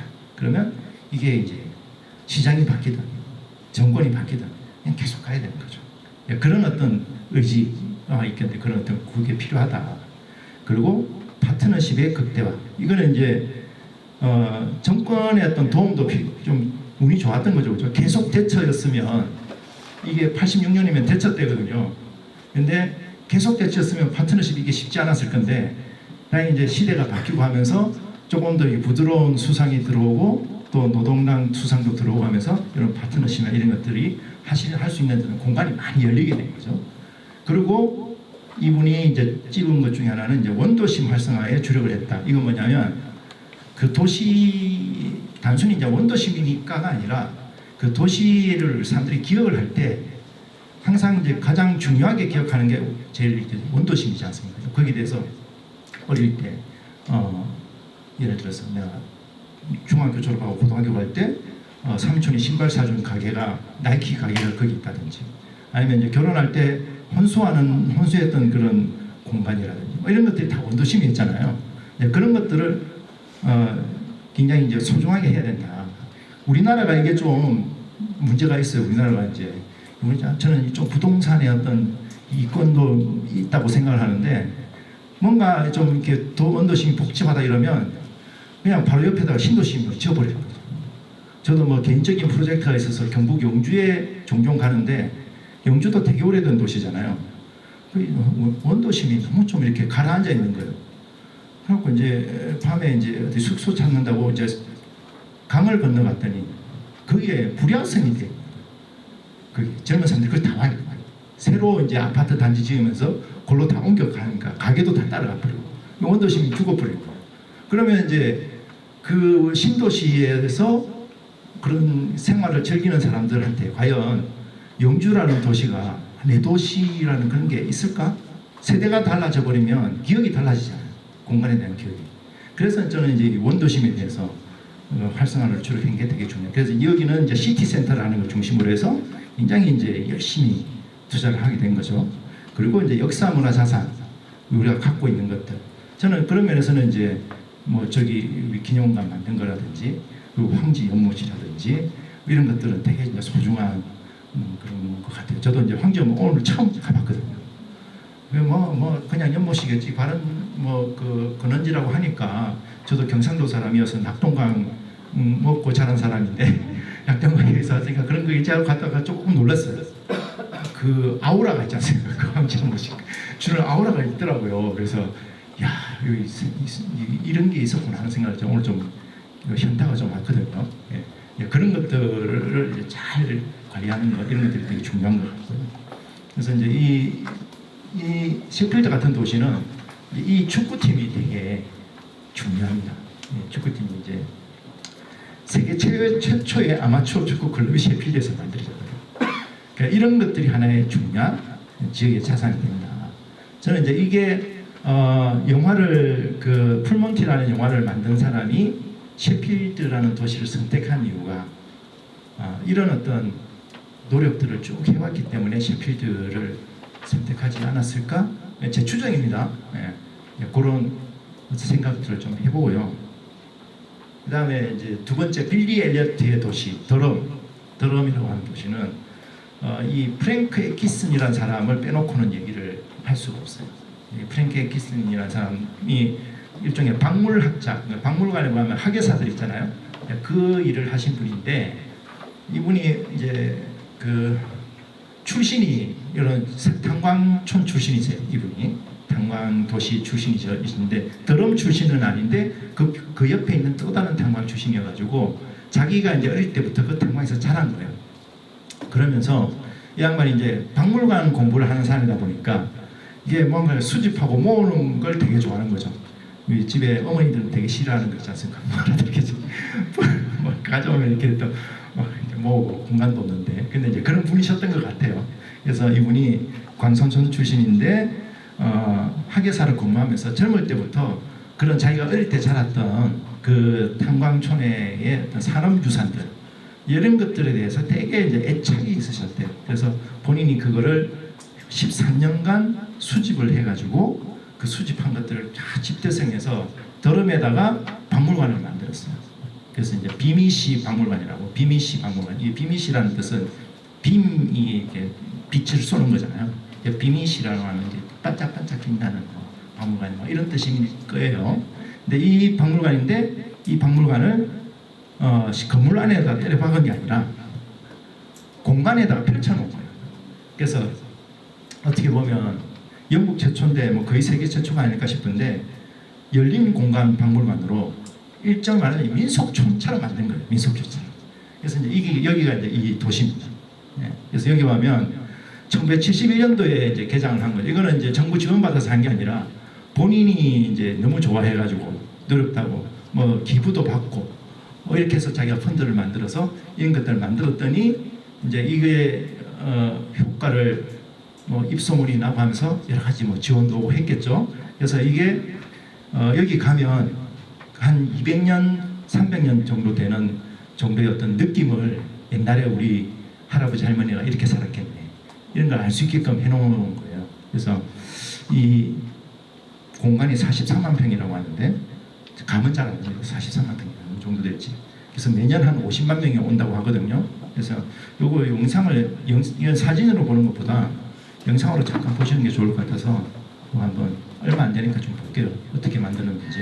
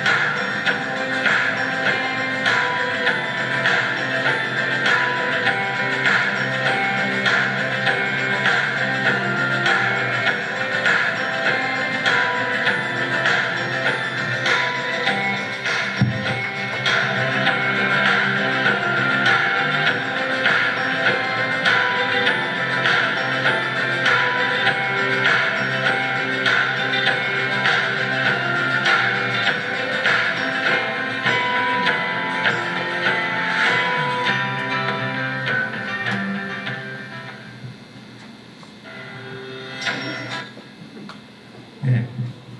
느낌은 오시죠? 예.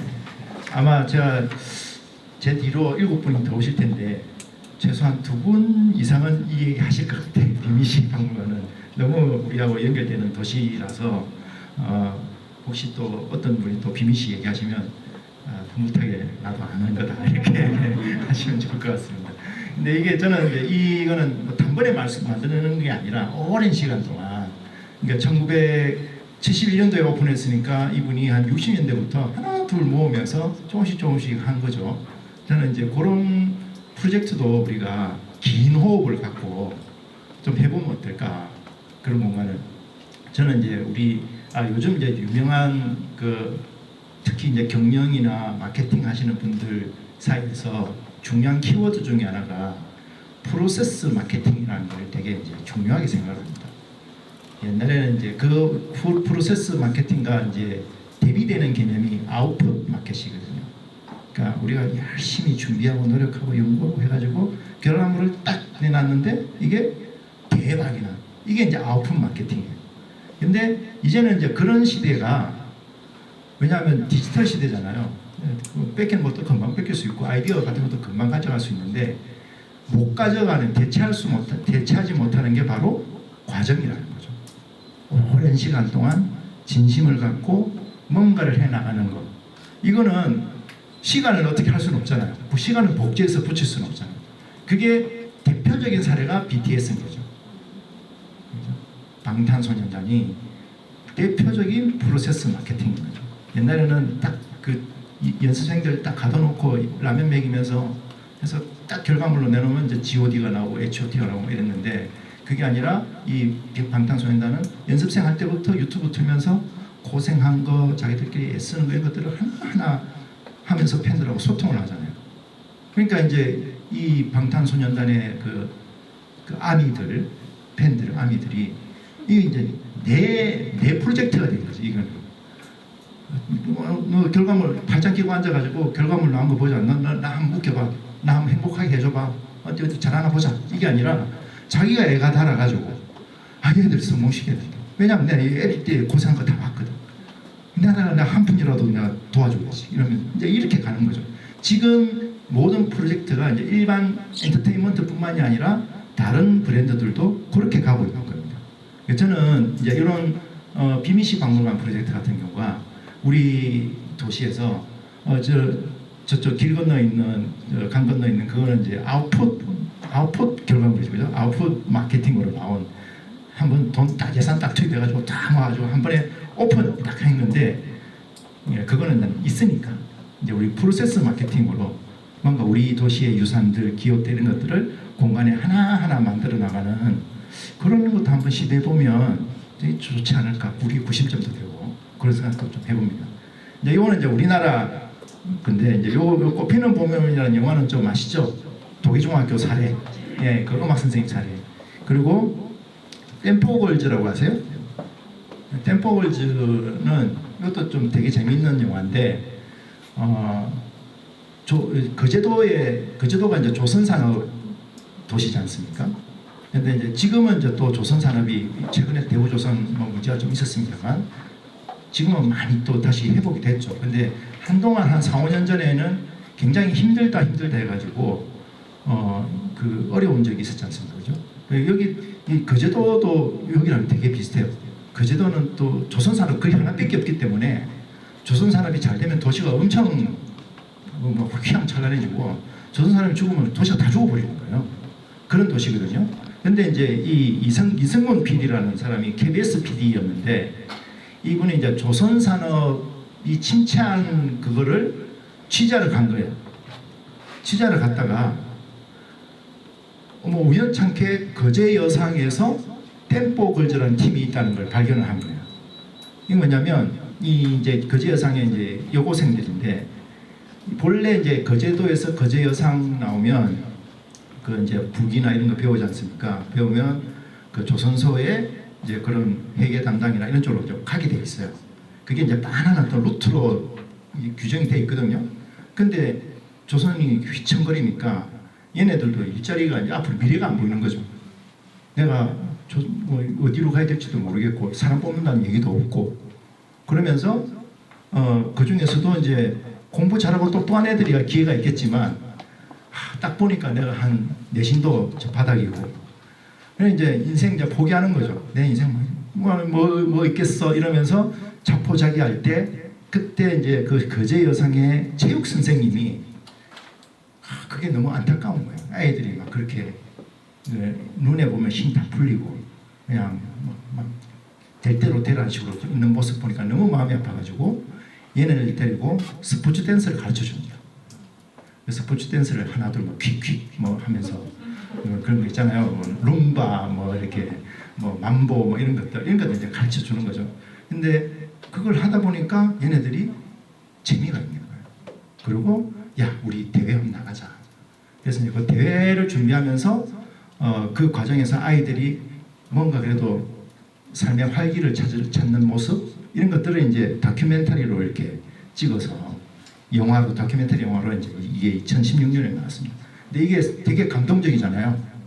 그래서 이듬해 드라마로도 찍혔습니다. 템포걸즈 아마 검색해 보시면 인기는 못 끌었어요. 인기는 못 끌었는데 KBS 드라마로도 나왔었습니다. 네, 그런 스토리들이 있는 거고요.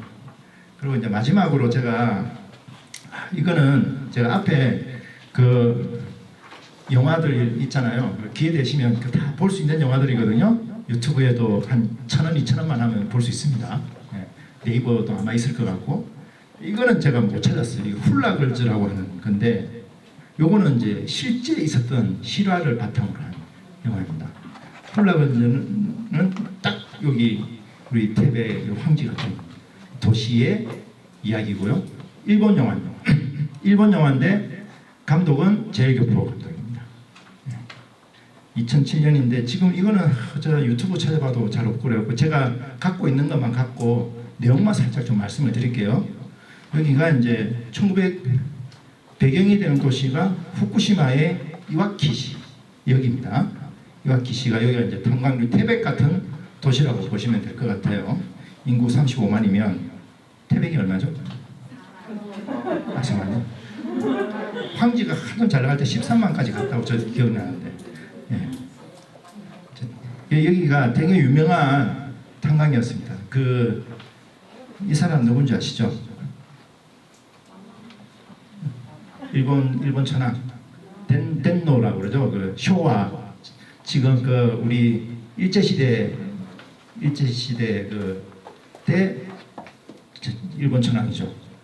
예. 그 쇼와라고 하는 그 천황이 이제 여기도 직접 온 거예요.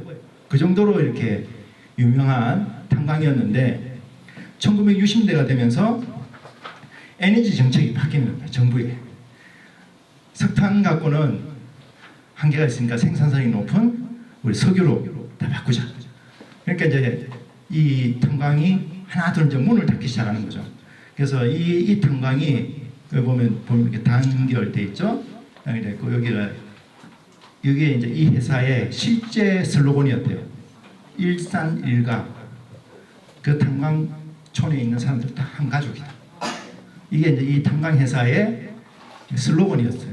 근데 이제 이 사장이 보니까 이 탄광사 이 산업에 미래가 없는 거예요. 이게 망할 수밖에 없는 그 구조가 돼 있는 거예요.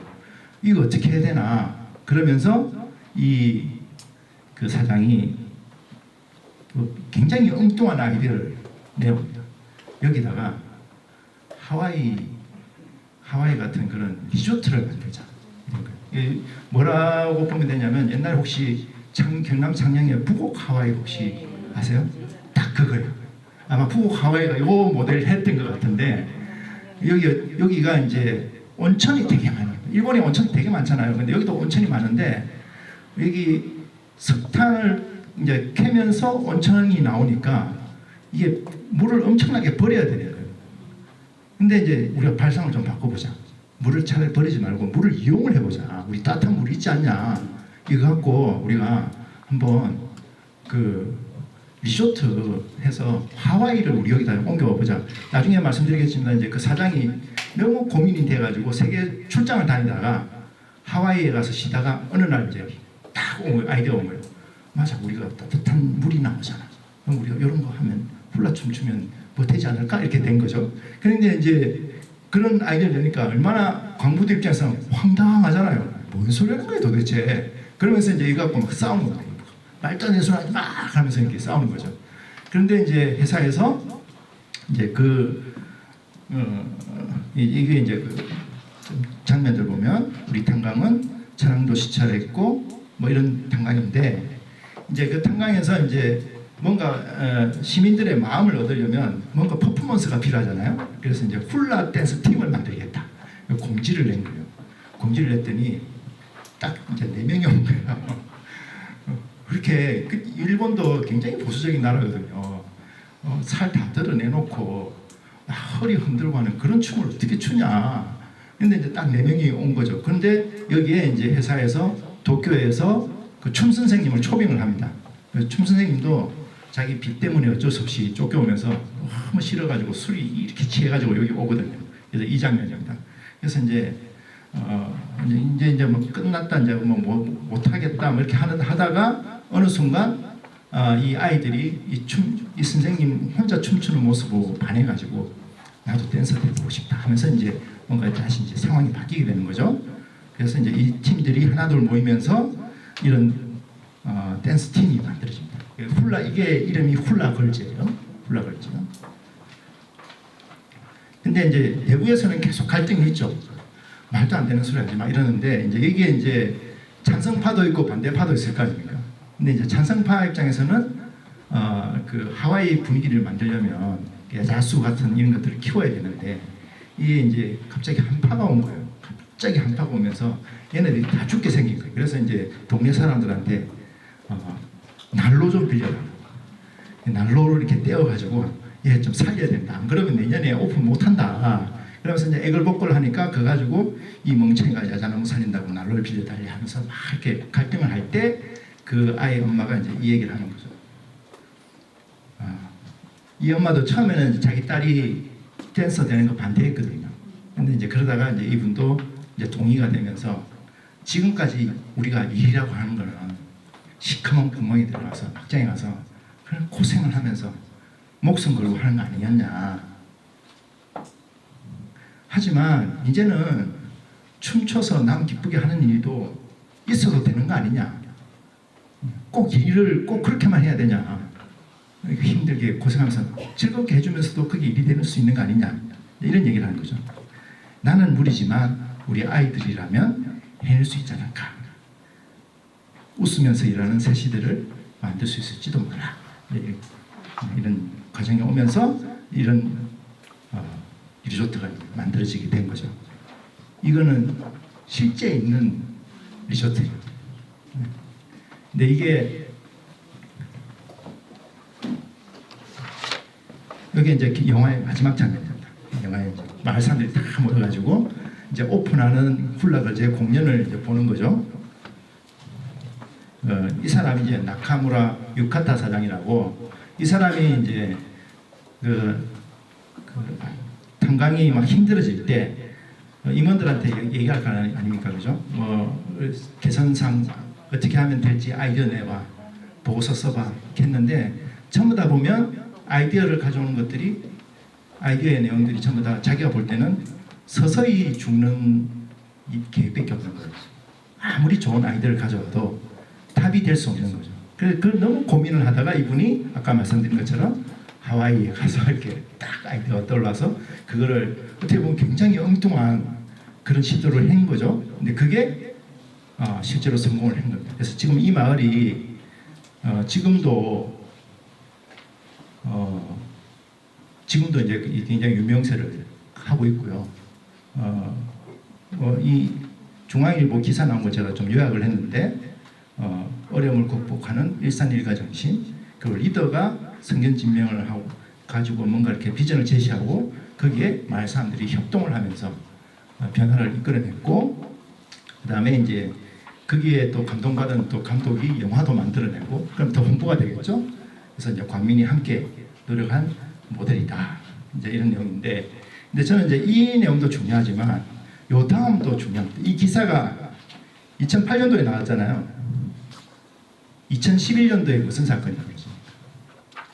혹시 기억나시죠? 일본에 굉장히 큰 사건이 하나 있었죠. 예, 도호쿠 대지진.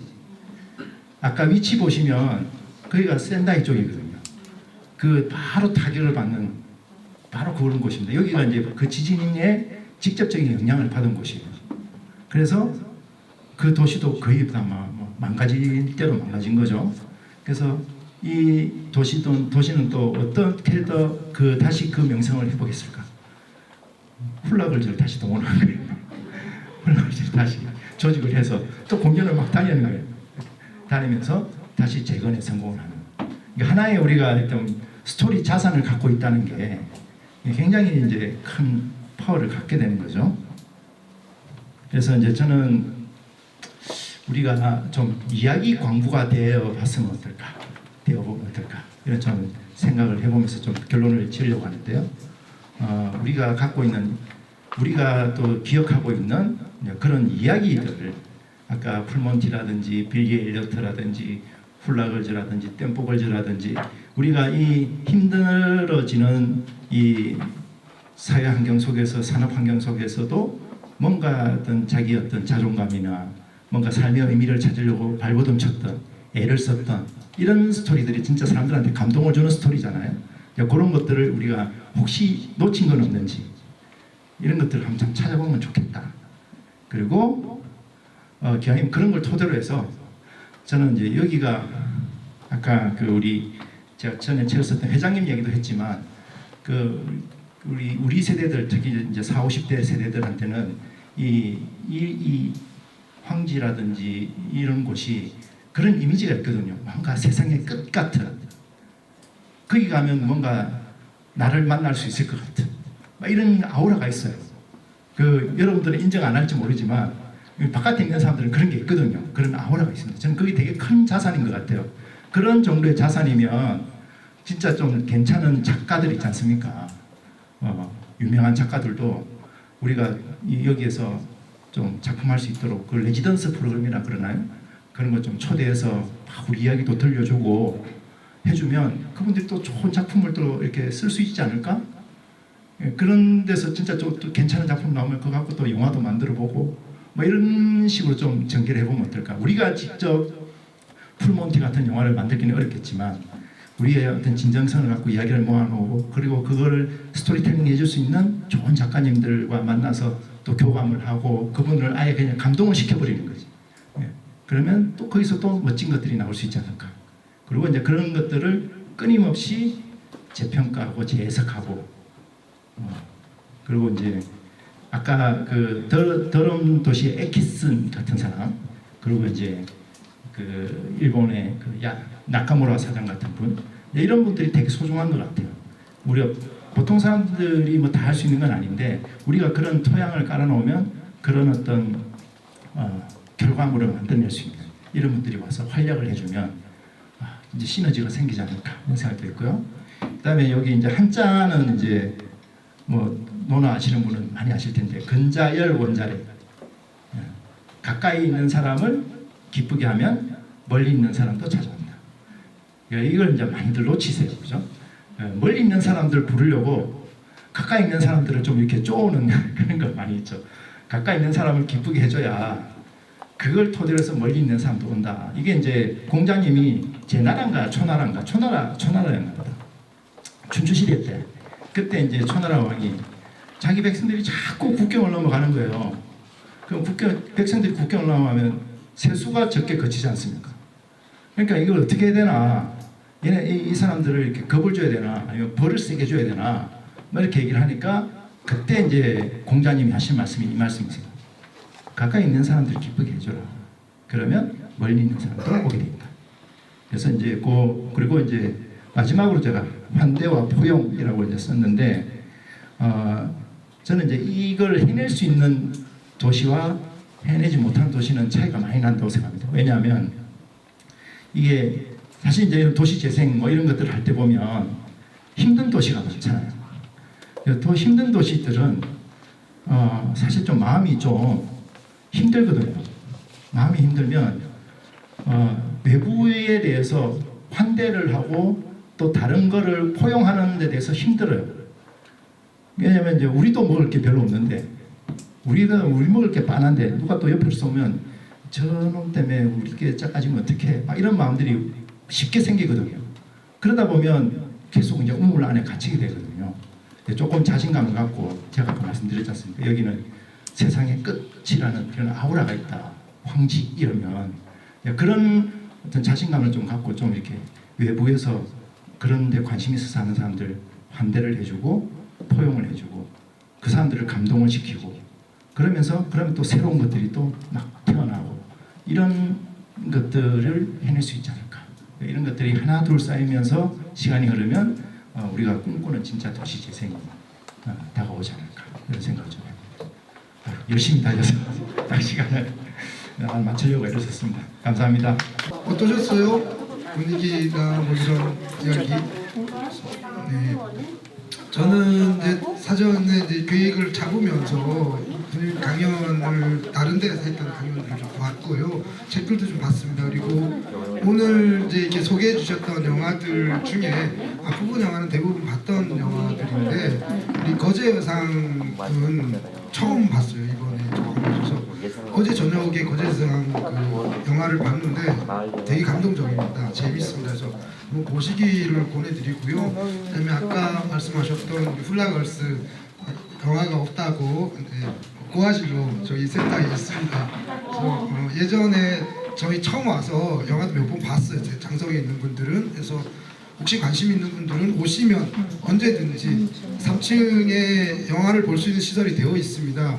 그래서 같이 보시고 이야기하면 더 좋을 것 같아서 당관을 한번 하시죠. 네, 단체 가서. 그래서 묶어가지고 같이 한번 이야기를 좀 해봤으면 좋겠습니다. 그래서 다른 분들이 질문이 혹시 있으신 분 일단 손만 좀 들어봐 주실래요? 질문하고 싶어요 라고 하는 분들 아직 없으신가요? 자, 예, 저쪽으로 한 분 계시고요. 다른 분들이 질문을 좀 이렇게 좀 생각하시는 동안 제가 질문 하나만 좀 드리고 그다음에 다른 분들이 준비가 되면 마이크를 돌려서 같이 이야기를 좀 해보도록 하겠습니다. 예, 저는 이제 와서 스토리텔링 얘기는 되게 많이 들으셨잖아요. 근데 어떤 메시지로 모아낼 거냐라고 하는 거에 대해서 스토리텔링을 고민해 본 적이 없었어요. 사실 그 전까지는 그러니까 공간에 대해서 어떻게 이야기를 묶어볼래, 내지는 상품을 어떻게 잘 바라볼래 이런 정도는 고민을 했었는데 어떻게 하나로 도시의 사람들의 의견을 모아볼래라고 하는 것까지는 사실 생각이 못 미쳤었습니다. 근데 이번에 이제 원고를 쭉 보면서 어떤 얘기를 하실지는 원고만 봐서 잘 모르는 상황인데 내용들을 보면서 아 내가 이야기했던 좀 다른 이야기를 하시겠다라고 하는 생각이 좀 들었고 그 이야기가 되게 이렇게 가슴에 와 닿았어. 어떻게 모아낼래? 라고 하는 이런 이야기를 좀 했었는데요. 여기가 지금 이제 크게 두 가지 문제가 있습니다. 하나는 석탄 산업으로 이렇게 쭉 성장했다가 바로 이제 떨어지고 있는 단일 산업으로 떴다가 주저앉고 있는 1호, 전 한국에서 1호 있고요. 그 이야기는 아마 지방 소멸이라고 하는 거에서도 아마 가장 앞에 있는. 그래서 실제로 한국 내에서 벤치마킹 할 데가 없습니다. 저희가 제일 앞에 있기 때문에. 그래서 그런 문제가 하나 있고, 그다음에 이제 저희 아까 여기도 보면 이용 황지 이렇게 되어 있어요. 그래서 우리 낙동강 전체로 쭉 연결되어 있는 그것들을 잇겠다. 그 다음에 우리 시간들을 잇겠다, 우리 이웃들을 잇겠다, 우리 공간들을 잇겠다라고 하는 것을 이제 이음이라고 하는 것들로 이제 이름을 지었는데 여기까지는 했는데 그 다음에 이제 어떻게 시작해야 될지 잘 모르겠어요. 근데 이제 뭘 여쭤보고 싶은 건가 하면 아까도 이제 간간히 말씀을 좀 해주셨는데 외지에서 바라보는 태백이라고 하는 도시 그리고 이제 석탄 산업으로 이렇게 확 주저앉고 있는 것들까지는 다 안단 말이죠. 근데 외부에서는 태백이라고 하는 도시에 대해서 어떻게 바라보는지 그 이야기를 잠깐 좀 해주시고 그러면 다른 문제에 좀 돌려낼 수 있지 않겠나 싶습니다. 저는 이제 오늘 제가 이런 영화하고 이제 준비하면서 이제 꼭 여러분에게 좀 공유하고 싶었던 게 제가 이제 뭐 아우라 얘기도 많이 했고 그렇잖아요. 이제 그게 사람들한테는 특히 이제 특히 큰 도시에서 사는 사람들한테는 지금 당장 겉으로 보면 되게 좋은 환경에서 좋은 인프라에서 이번에 강남은 난리가 났습니다만 어쨌든 그런 행복하게 살 것처럼 보이지만 사실 한꺼풀 벗겨보면 안 그렇잖아요. 이게 도시 사는 사람들 정말 공허한 사람들 진짜 많거든요. 그 쳇바퀴처럼 살아가면서 내가 왜 이렇게 살아가는지도 모르겠고 특히 이제 서울에 얼마나 많은 그 타양인들이 많습니까? 그 사람들은 서울에 꿈을 안고 왔다가 다 좌절을 되게 많이 하거든요. 왜냐하면 서울 사람들하고 경쟁이 안 돼요. 서울에 집 있는 사람하고 그 젊은이들이 서울 가가지고 꿈을 갖고 자기가 원하는 직업 이런 거 가지고 가보지만 서울에 집 있는 사람하고 어떻게 경쟁을 합니까? 그게 출발점이 다른데 거기에서 오는 그런 어떤 굉장한 패배감 이런 것들 진짜 많거든요. 저는 오히려 그 사람들 마음속에 있는 그런 막장들을 좀 볼 필요가 있다고 생각을 해요. 그런 면에서 저는 이 공간이 이 태백 사북 이런 느낌이 주는 옛날에 물론 옛날에 여기 다 개도 다 10,000원짜리 물고 다녔다고 얘기를 합니다만 그것보다는 제가 아까 회장님 얘기를 말씀드렸잖아요. 그런 사람들의 어떤 뭔가 나에 대한 어떤 열쇠를 풀고 싶은 사람들 그런 사람들에게 진짜 뭔가 이렇게 영감을 줄 수 있는 저는 도시라고 생각하거든요. 저는 그런 관점이 오히려 좀 어필 되지 않을까? 특히 도시의 젊은이들이나 이런 사람들한테 최근에 이제 트렌드 중에 그 워케이션이라고 하는 트렌드가 있어요. 워킹과 베이케이션을 합쳐가지고 예를 들면 서울의 빌딩에서 일을 하다가 휴가처럼 어디 바닷가 같은 데 가가지고 놀면서 거기서 같이 일을 하는 거죠. 그러니까 어떤 프로젝트 아이디어 나오는 되게 창의적인 어떤 아이디어를 내야 된다. 이러면 그런 사람들이 바닷가 가서 이제 서핑도 하다가 요즘 양양에 그런 데 많이 생기더라고요. 양양에 가서 이렇게 하다가 같이 일하면서 요즘 화상통화도 많이 하니까 그래서 이제 한 일주일 동안 갔다 오면서 거기서 프로젝트 아이디어를 따오고 이렇게 얘기를 하더라고요. 근데 물론 한편으로는 젊은이들 취향으로 그런 젊은이들의 취향에 멋지고 서핑하고 이런 것도 있겠지만 진짜 뭔가 여기 와서 저는 탄광에 진짜 들어가서 왔다 갔다 하면서 진짜 거기서 받는 영감도 저는 굉장히 만만치 않을 것 같다는 생각이 들거든요. 그게 저는 이 도시가 갖고 있는 이 외부에서 볼 때는 제가 갖고 있는 일종의 판타지죠, 판타지. 근데 그거를 이제 그런 식으로 좀 접근을 해보면 새로운 좀 포인트도 나올 수 있고 그런 포인트를 가지고 좀 뭐랄까 이제 그런 프로젝트들도 만들어낼 수 있지 않을까 좀 그런 생각이 듭니다. 그러니까 저는 젊은 사람들한테 좀 이게 기성세대들이 오해하는 것도 꽤 있다고 생각하거든요. 여기도 젊은 분들 좀 계신데 젊은이들은 MZ 세대라 그래가지고 자기밖에 모르고 뭐 자기가 불리하다 싶으면 안 하고 막 이렇게 너무 평면적으로 납작하게 사람을 보잖아요. 왜냐면 그 친구들도 거기에 대한 고민이 있고 자기 어떤 갈등이 있고 이런데 그런 것들을 진짜 뭔가 하나 환경 속에서 던져져서 부딪혀보고 자기 어떤 답을 찾으려고 애쓰려고 할 때 저는 이런 황지나 이런 공간들이 저는 되게 좋은 메시지를 줄 수 있다고 저는 생각합니다. 저는 그런 쪽으로 좀 오히려 천착을 해보면 어떨까. 감사합니다. 뒤에 아까 손 들으셨던 분 계신데요. 예. 아, 국장님이시네요. 예. 예, 반갑습니다. 저는 태백시청의 도시안전국장이고 이 도시재생 업무를 총괄하고 있는 담당국장입니다. 제 이름은 태백의 JYP입니다.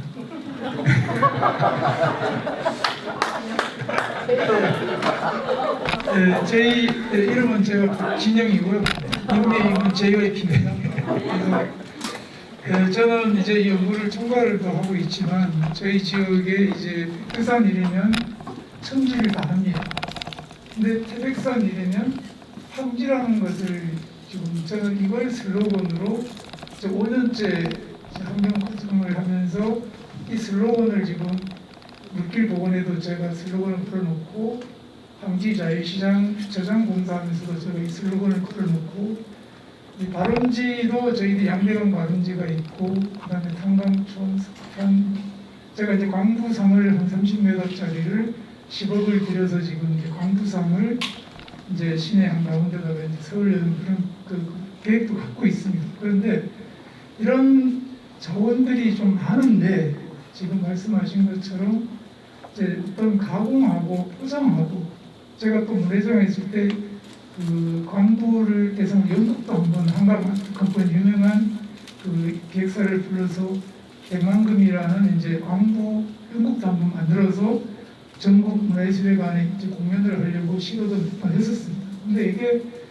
지금 말씀하셨던 워낙 유명하신 분들이 아니어서 그런지 모르지만 이렇게 계속 이렇게 수면 아래로 좀 가라앉아 있어서 오늘 제가 강의를 듣다 보니까 그 스토리텔링이라는 것이 외부인들을 모셔오기 위해서 만드는 데만 저는 올인했다는 생각이 들어서 오늘 이 강의를 들으면서 이 도시재생을 추진하는 내부의 결속을 위한 스토리텔링이 오히려 좀 동기가 되지 않냐 하는 서두에 하신 말씀이 꽤 와닿습니다. 그래서 이런 그 저희 지역에 있는 이런 문화 자원이든 이 역사 자원에 대해서 좀 이렇게 할 수 있는 그런 그 기법이라든지 그런 거를 좀 우리 잠실에도 좀 그 알려줄 수 있는지 뭐 로열티가 필요하다면 계좌로 보내드리겠습니다. 저는 뭐 혹시 기회가 된다면 그런 프로젝트를 좀 이렇게 시간을 두면서 같이 저도 뭐 아이디어 낼 수 있으면 내고 뭐 이런 거 하면 저도 참 좋을 것 같아요. 저도 굉장히 기쁘게 참여할 수 있을 것 같고요. 예를 들면 이제 아까 동상 얘기를 하셨잖아요. 저는 이제 그게 되게 필요하고 되게 중요한 거라고 저도 생각을 해요. 그러니까 그게 이 도시가 우리 도시 시민들은 무엇을 존중하고 있는지, 무엇을 소중하게 생각하는지 이런 걸 보여주는 거잖아요. 근데 이제 그게 동상만 만드는 게 목표가 아니라 어떤 과정을 거치고 어떻게 사람들을 이렇게 참여를 시켜서 그 동상이 진짜 시민들 사이에 저분들의 어떤 그런 고생과 희생이기 때문에 이 도시가 만들어졌어 하는 그런 진짜 존경심을 갖게 하는 이런 과정을 어떻게 만들까 이게 되게 소중하다고 생각하거든요. 그래서 제가 아까 말씀드린 대로 아웃풋 경제가 아니라 프로세스 경제로 가야 된다. 그 과정에 대해서 진짜 좀 세심하게 가져가면서 그 35억입니까? 그 돈이 진짜 의미 있게 그걸 썼을 때 시민들이 가슴속에 진짜 소중하게 좀 간직할 수 있는 그런 게 됐으면 좋겠다 싶습니다. 예를 제가 좀 들어보면 저도 이제 개인적으로 야구를 되게 좋아하거든요. 그래서 제가 좋아하는 영웅, 제 가장 존경하는 영웅이 최동원 선수인데 그 부산에 가면 사직구장에 최동원 동상이 있어요. 그 최동원 동상이 딱 던진 동상인데 제가 그걸 보면서 굉장히 한편으로는 고맙기도 하지만 한편으로는 부산 사람들한테 너무 좀 짜증이 나요. 이런 표현 해도 되는지 모르겠는데 제가 이렇게 기 있을 때마다 부산 사람들 만나면 막 욕을 하거든요. 왜냐하면 거기에 동상을 세워놓고 그 밑에다가 뭐라고 써놨냐면 무쇠팔 최동원 이렇게 써놨어요. 그 무쇠팔이라고 하는 게 이제 최동원의 별명이기도 한데 왜냐하면 한국 시리즈 가서 7차전 중에 4승을 혼자 다 했잖아요. 그래서 이제 무쇠팔이라는 별명이 붙었는데 제가 그러죠. 부산 사람들 만나면 야 니한테는 최동원이 무쇠팔밖에 안 되냐고. 일단 무쇠팔이라는 것 자체가 마징가 제트의 제 노래 가사고 또 복사잖아요. 복사. 그게 사람을 복사시켜가지고 우승을 시켜놓고 그러고 헌신짝처럼 버렸잖아요. 부산의 롯데자이언츠가. 그게 무슨 자랑이라고 그렇게 하냐. 그래서 제가 막 욕을 하거든요. 근데 예를 들면 이제 그 영국의 이제 리버풀 같은 영국의 이제 도시들의 이제 축구가 너무 거기는 축구가 종교 아닙니까? 종교인데 그 리버풀이라는 도시에 가면 거기도 동상이 있습니다. 빌 샹클리라고 하는 감독의 동상이 있어요. 그 빌 샹클리 감독이 그 노동자들의 팀이죠. 리버풀 항구 노동자들의 그 팀을 그 1부 리그로 성격시킨 그 FA컵에서 우승을 시킨 명문팀으로 만든 최초의 명문팀을 만든 감독이에요. 그래서 그 감독의 우승했을 때 이렇게 양손을 탁 펼치고 있는 그걸 이제 동상으로 이렇게 해놨거든요. 그 동상의 밑에 뭐라고 써있냐면 He made people happy 이렇게 돼 있어요. 그가 우리를 행복하게 해준다. 그게 어떻게 보면 리버풀 시민들에게는 일종의 신앙 고백이라고 저는 생각합니다. 그래서 이제 그런 걸 통해서 경기 보러 올 때마다 그 사람을 보면서 그 고마움을 느끼고 그 자부심을 느끼고 저는 이제 그런 게 되게 필요하다고 보거든요. 그냥 아무게 멋진 작가가 와서 만들었다는 게 중요한 게 아니라 진짜 우리가 그 예산을 어떻게 잘 써가지고 진짜 우리 지역에 있는 분들이 그리고 지역에 있는 아이들 특히 아이들이 우리 태백 황지는 이런 곳이야. 이런 분들이 명예가 있는 곳이야. 근데 실제로 이제 그런 데가 영국에는 그런 데가 많습니다. 특히 이제 우리 손흥민이 있는 토트넘 핫스퍼 같은 경우는 런던에 있는 팀이잖아요. 그 런던 팀 중에서 약간 중산층의 어떤 그런 팀이거든요. 근데 이제 여기 맨체스터라든지 리버풀이라든지 썬더랜드라든지 이런 쪽은 이제 완전히 이제 그 산업 도시들이에요. 거기 보면 진짜 이제 그 동상들 중에 상당수가 노동자들을 기념하는 동상인 것들이 꽤 있습니다. 특히 이제 대처 시대를 지나면서 이런 것들 이런 것들이 있어서 저는 이제 그런 거 하나하나가 사람들 가슴 속에 이렇게 남아 있고 그 손에 잡히는 것들이잖아요. 그렇죠? 손에 잡히고 사진도 찍을 수 있고 있는 것들인데 이런 것들이 진짜 볼 때마다 조금씩 가랑비에 빚었듯이 그게 이제 나의 정체성이 되고 우리 도시의 가치가 되고 할 수 있게끔 하려면 어떻게 만드는 게 좋을까 이런 고민들 그 프로세스를 잘 만들어서 시민들의 사랑받는 그런 동상이 되겠으면 참 좋지 않을까 싶습니다. 예. 네, 감사합니다. 계좌번호 좀 알려주세요. 우리은행이고요. 또 질문 없으신가요? 안녕하세요. 전 질문이라기보다는 조금 조언을 좀 받았으면 싶어서요. 그 아까 마지막에 그 지역의 이야기를 좀 이렇게 작가들을 초청해서 이야기를 잘 만들고 이것을 통해서 어떤 스토리를 통해서 뭐 영화를 만들거나 뭐 이렇게 했으면은 아마 처음에 지금 계속 하셨던 어떤 영화를 중심으로 많이 질문을 강의가 진행이 되는데 아마 그런 쪽하고 좀 영향가 있다고 생각했거든요. 그래서 지금 저희가 사는 동네는 구문소 마을이라는 곳인데 거기서 마을 영화제를 준비하고 있는데 예산이 하나도 없어요. 사실 하나도 없는 상황에서 지금 준비는 하고 있고 그러면 지금 오늘 저기 있는 현수막과 지역 마을과 지역 태백사랑과 어떻게 연결을 해서 자원봉사를 받거나 어떻게 해서 이걸 할 수 있는 방법이 좋은 방법이 있지 않을까 이런 것들을 계속 고민하고 있거든요. 네. 근데 여기에 대한 좀 팁이 좀 있을까요? 사실 예산은 하나도 없고 지금 준비는 하고 있고 일단 옆에 국장님 계시니까 국장님 말씀드렸더니 그냥 다른 얘기 말씀하셔서 예산은 없는 것 같아요. 제가 이제 그런 스토리텔링 사업이 지자체에서 정말 많이들 했습니다. 제가 보면서 정말 너무 안타깝고 속상했던 것들이 그렇게 뮤지컬을 많이 만들었어요. 뮤지컬이 한두 편 들어가는 게 아니거든요. 한 번 하면 기본이 한 수십억이 깨집니다. 근데 이제 특히 이제 자치단체장 입장에서는 뭔가 폼 나는 이제 이런 것도 필요하고 요즘 또 뮤지컬이 또 워낙 또 이렇게 뜨니까 그 유명한 그 작가나 이렇게 그런 음악가한테 맡겼다는 이제 그런 것들을 가지고 이게 원소스 멀티유즈로 해서 이게 성공을 하면 우리 도시를 이렇게 뭐 풀몬티처럼 바꿀 수도 있을 거야 그러면서 막 하는데 저는 그 가장 큰 맹점은 뭐냐면 그걸 다 아웃풋으로 접근하는 거예요. 프로세스가 하나도 없어요.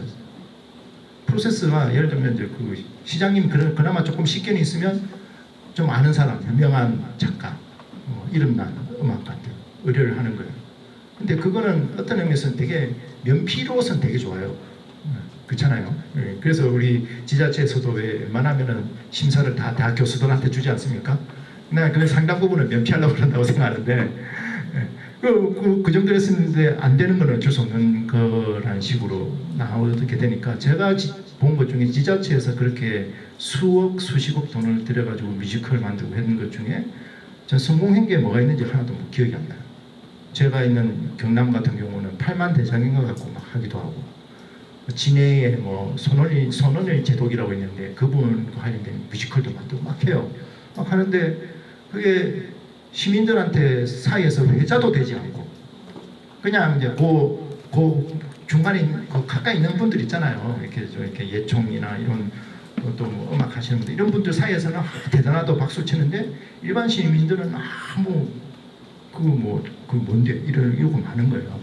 저는 그래서 프로세스를 되게 중요하게 봐야 된다. 그리고 영화를 만든다는 목표가 되든 아니면 조그마한 다큐를 만든다고 뭐 접근을 하든 어떻게 하면 그 예산 없다니까 죄송한데 예산을 쓰는 거잖아요. 그러면 그게 그 과정을 통해서 사람들이 그 핑계로 관계가 형성이 되고 인연이 되고 이렇게 가야 되는데 돈 쓰는데 급급해지니까 돈 쓰고 나서 관계가 틀어지는 거예요.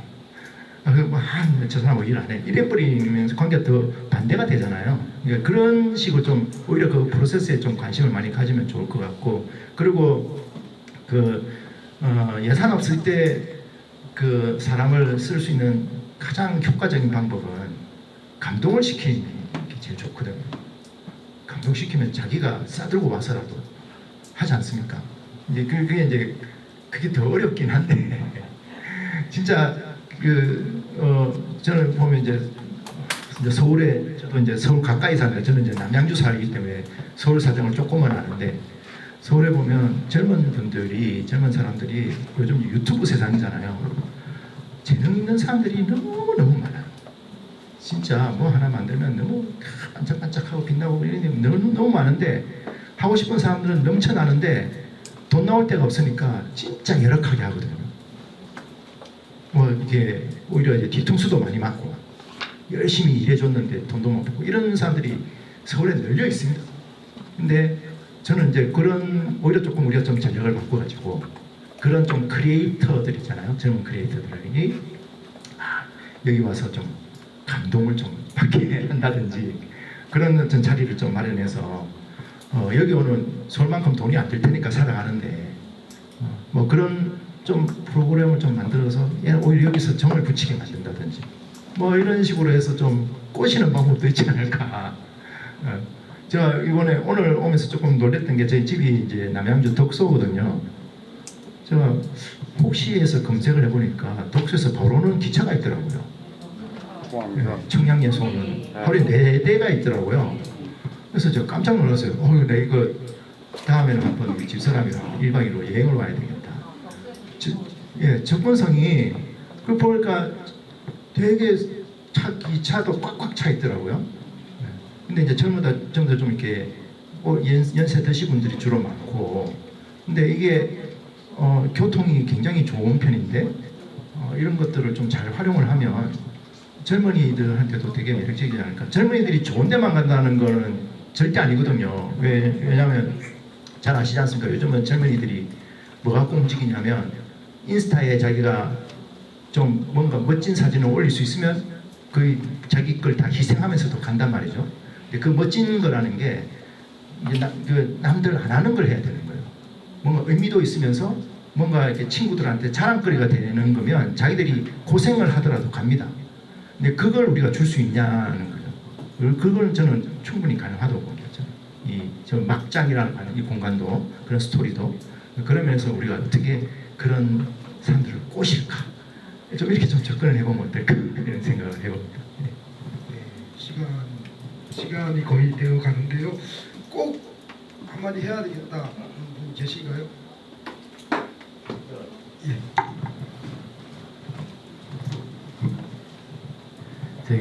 저는 교수님인데 오늘 강의를 듣고 저희들이 현실적으로 이제 느끼는 그 감을 보면서 실제 한경이 도시재생을 지금 현재 맡아가지고 한 입장입니다. 그래서 옛날 이제 우리가 성공을 하려면은 우선 내부가 단단히 뭉쳐야 되는데 우리 태백실리를 보면은 너무 카톡 좋아하는 사람들이 좋은 건 안 올리고 하나 올리면은 쫙 되거나 나쁜 쪽으로 가는 거거든요. 그러니까 제가 예를 들어 보면은 오늘 제가 하는 얘기를 조금 하면서 이제 오신 분들이 이런 강의를 자주 참석을 했으면 좋겠다. 이 아카데미에 많은 이제 도움이 되고, 제가 처음에 도시재생 시작을 하게 된 이제 시작이 우리 선생님하고 3년 됐습니다. 그 전에 한기동 이 생태하천 물길 사업이 있었습니다. 있었을 때 이 같은 동네 우리 중앙로 상정과 해운제리도 분열이 생겨가지고 국비가 70억을 주는 70%가 되는 사업을 저희들이 반대를 하고 시장이 도저히 안 돼 반납을 하겠다는 거를 무슨 소리냐, 3가지 안을 갖고 우리가 이걸 반납할 수는 없지 않냐 하면서 이쪽 이제 일환을 이제 다 성공시켜야 지금 성공을 시켰습니다. 그때도 시의원님들 거의 100%가 다 반대를 했어요. 그건 이제 저희들이 이제 주민, 행정, 그 다음에 시의회 다 한 200명을 모아놓고 100% 동의를 얻어가지고 성공을 하다 보니까 또 하나 사업이 이제 발굴된 게 이 좋은 환경에 우리 항지정호수 스토리에 가서 3천만 원 예산 받아서 우리 항구장 며느리 축제를 한번 만들어보자 축제를 또 성공을 시켰습니다. 그러면 또 아이디어 또 생각나는 거예요. 그럼 또 하나 더 만들어보자 하는 게 항구장 하면 야시장이라고 만들어가지고 하고 있는데, 제가 왜 오늘 이 말씀을 드리냐면은 계속 집에서 지켜보면서 밤문화를 만들어 놓으니까 이 도시재생하는 과정에 외지에서 온 분들은 다 좋아하는 거예요. 그리고 왔다 가신 분들이 전화를 해가지고 야, 태백에도 이런 데가 있어. 아주 굉장히 아주 즐거워하는데, 거꾸로 지금 고민이 뭐냐면 바깥 상인들이 막말하면 이쪽 상권보다 상경 상권이 더 인구가 많고 소위 말하는 공무원이나 모든 분이 80%가 그쪽에 가는데도 성명서를 발표하고 반대를 하고 이런 걸 부딪히고 그걸 다시 또 만나가지고 설득을 하고 지금 하고 있거든요. 좀 또 있으면 또 뭐 포장마차 채비에서 와서 또 이걸 왜 하냐고. 근데 이러한 부분을 하면서 이 도시재생을 하면서, 자, 그럼 우리가 더 큰 게 이제 앞으로 이제 한 200억 투자한 도시재생이 있는데, 이 항지동은 장성하고 천하고 틀립니다. 이 아까 말씀하신 태백이 중심 상권을 이루다 보니까 경제를 중심으로 해서 상권을 활성화해 도시재생이 성공을 해야 되는데, 여기 계신 이분들이 정말 오셔가지고 오늘 들어오면서 느끼는 게 타도시 타 외국에서 있는 사례라든지 봤을 때 이 자리에 계신 분들이 모든 분들이 관심만 가지면은 충분히 성공할 수 있다. 그 다음에 얼마 전에 이런 얘기 있지 않습니까? 빙하가 높고 앞으로 50년 후에는 태백이 우리나라의 수도가 된다는 얘기를 한번 들었을 겁니다. 그랬을 때는 야, 50년, 5년 안에 빨리 왔으면 좋겠다는 얘기가 드는데, 제가 이 자리에 오신 분들한테 부탁을 드리고 싶은 거예요. 이런 아카데미를 특히 행정에서도 좀 많이 참석을 해가지고 이게 연결돼서 이 항기동 도시재생이 꼭 성공할 수 있도록 같이 많이 이 배움 속에서 나오는 거거든요. 그러니까 내부적에서 시기하고 질투가 없으면 꼭 성공을 합니다. 우리가 한국적인 축제할 때 내가 주장하는 게 있어요. 우리가 즐거우면 분명히 바깥 사람 즐거워할 것이다. 그래서 성공을 하니까 밖에 사람 많이 온 거예요. 여기. 그래서 저희들이 이제 그 23일 날 9월 달에 이제 그 제2의 축제를 또 준비하고 있거든요. 그래서 또 오늘 그 좋은 강의 감명 있게 들었습니다. 감사합니다. 아유, 감사합니다. 질문은 안 하셨지만 조금 제가 멘트만 조금 보탠다면 그런 뭐 예산 놓아서 프로젝트들을 계속 하시잖아요. 저는 좀 꼭 그걸 하실 때 그 목표가 이제 그 결과물을 내는 게 이제 물론 1번 목표가 되겠죠. 세금이 들어가니까. 근데 그거는 그럴 수밖에 없지만 그 바로 밑에의 목표 중에 하나가 이 과정을 통해서 사람들이 관계가 형성이 되는 걸 좀 중요한 정책 목표로 줬으면 좋겠어요. 그러니까 이게 일이 목표가 돼버리면 결국에 이제 거기에 대해서 저는 이제 그런 분들 그 동네에서 반대하고 이런 것들도 그 실제로 조커를 떠나서 좀 불안한 것도 저는 있다고 생각하거든요.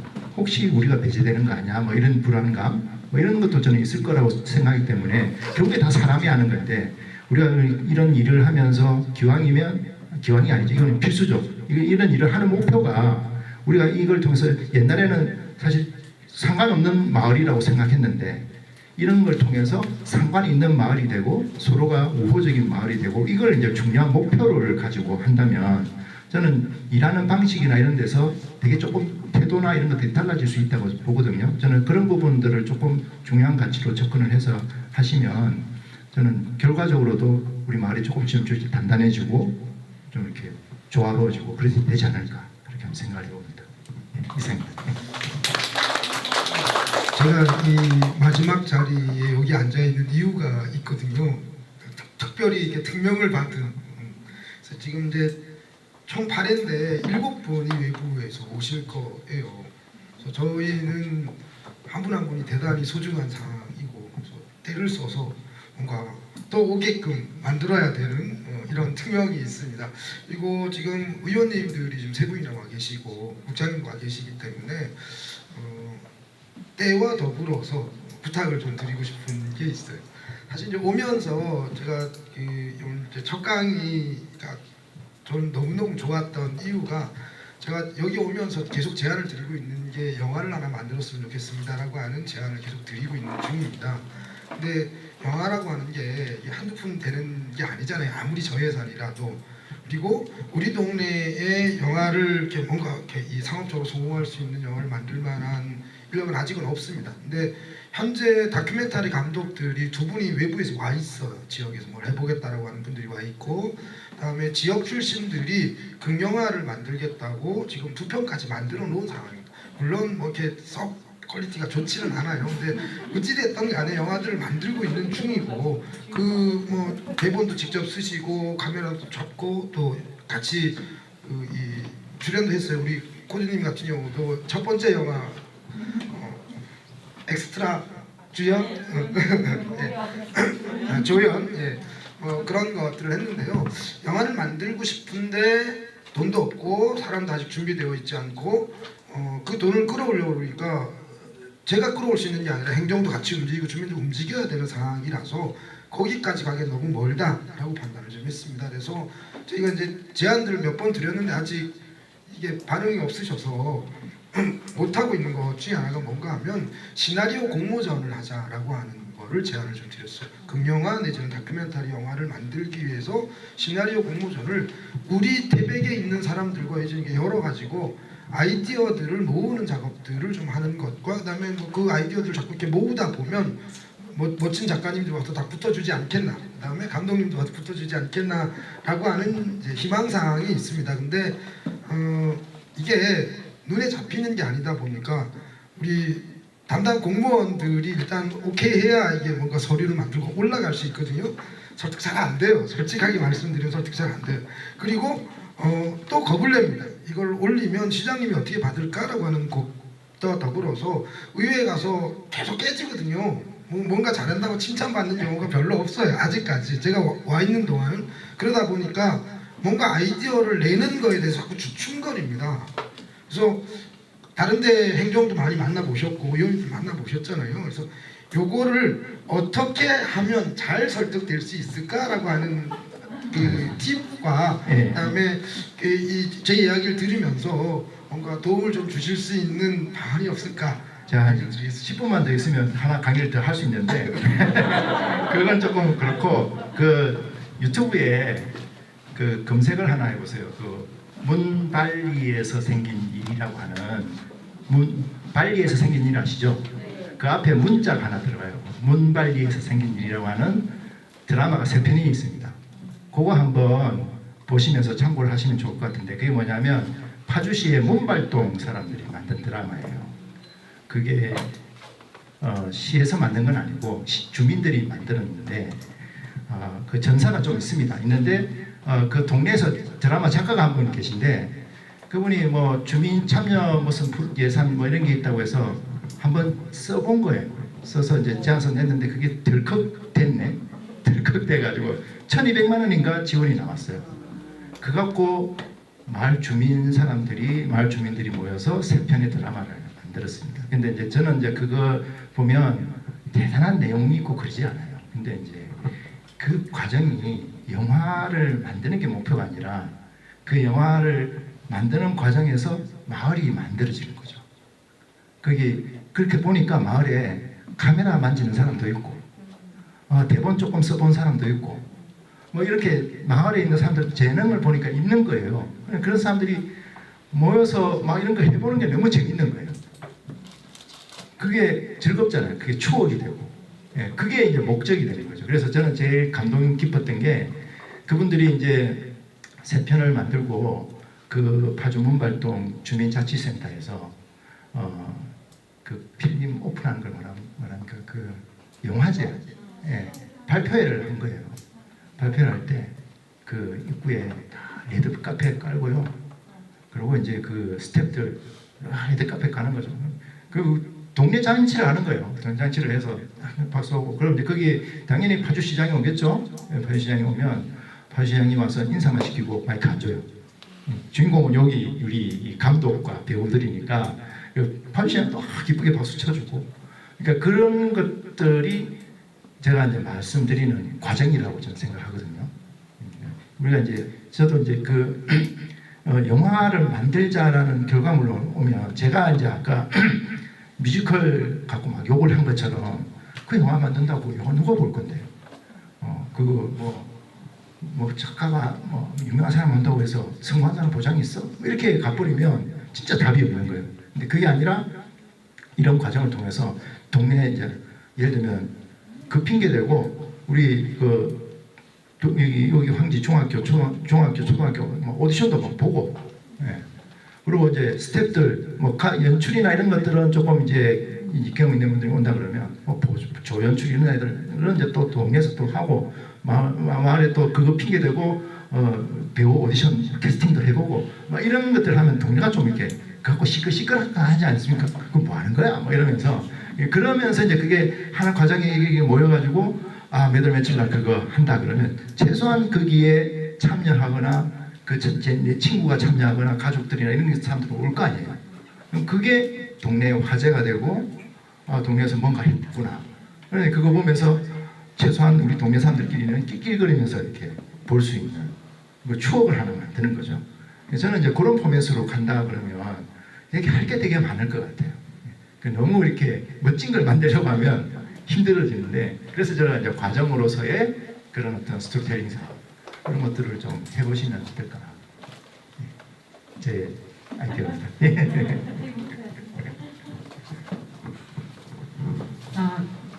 더 나누고 싶으신 말씀 많으시겠지만 제가 나중에 연락처도 필요하신 분 저한테 연락 주시면 공유를 해드리겠습니다. 개인적으로 물어보실 수도 있으시고요.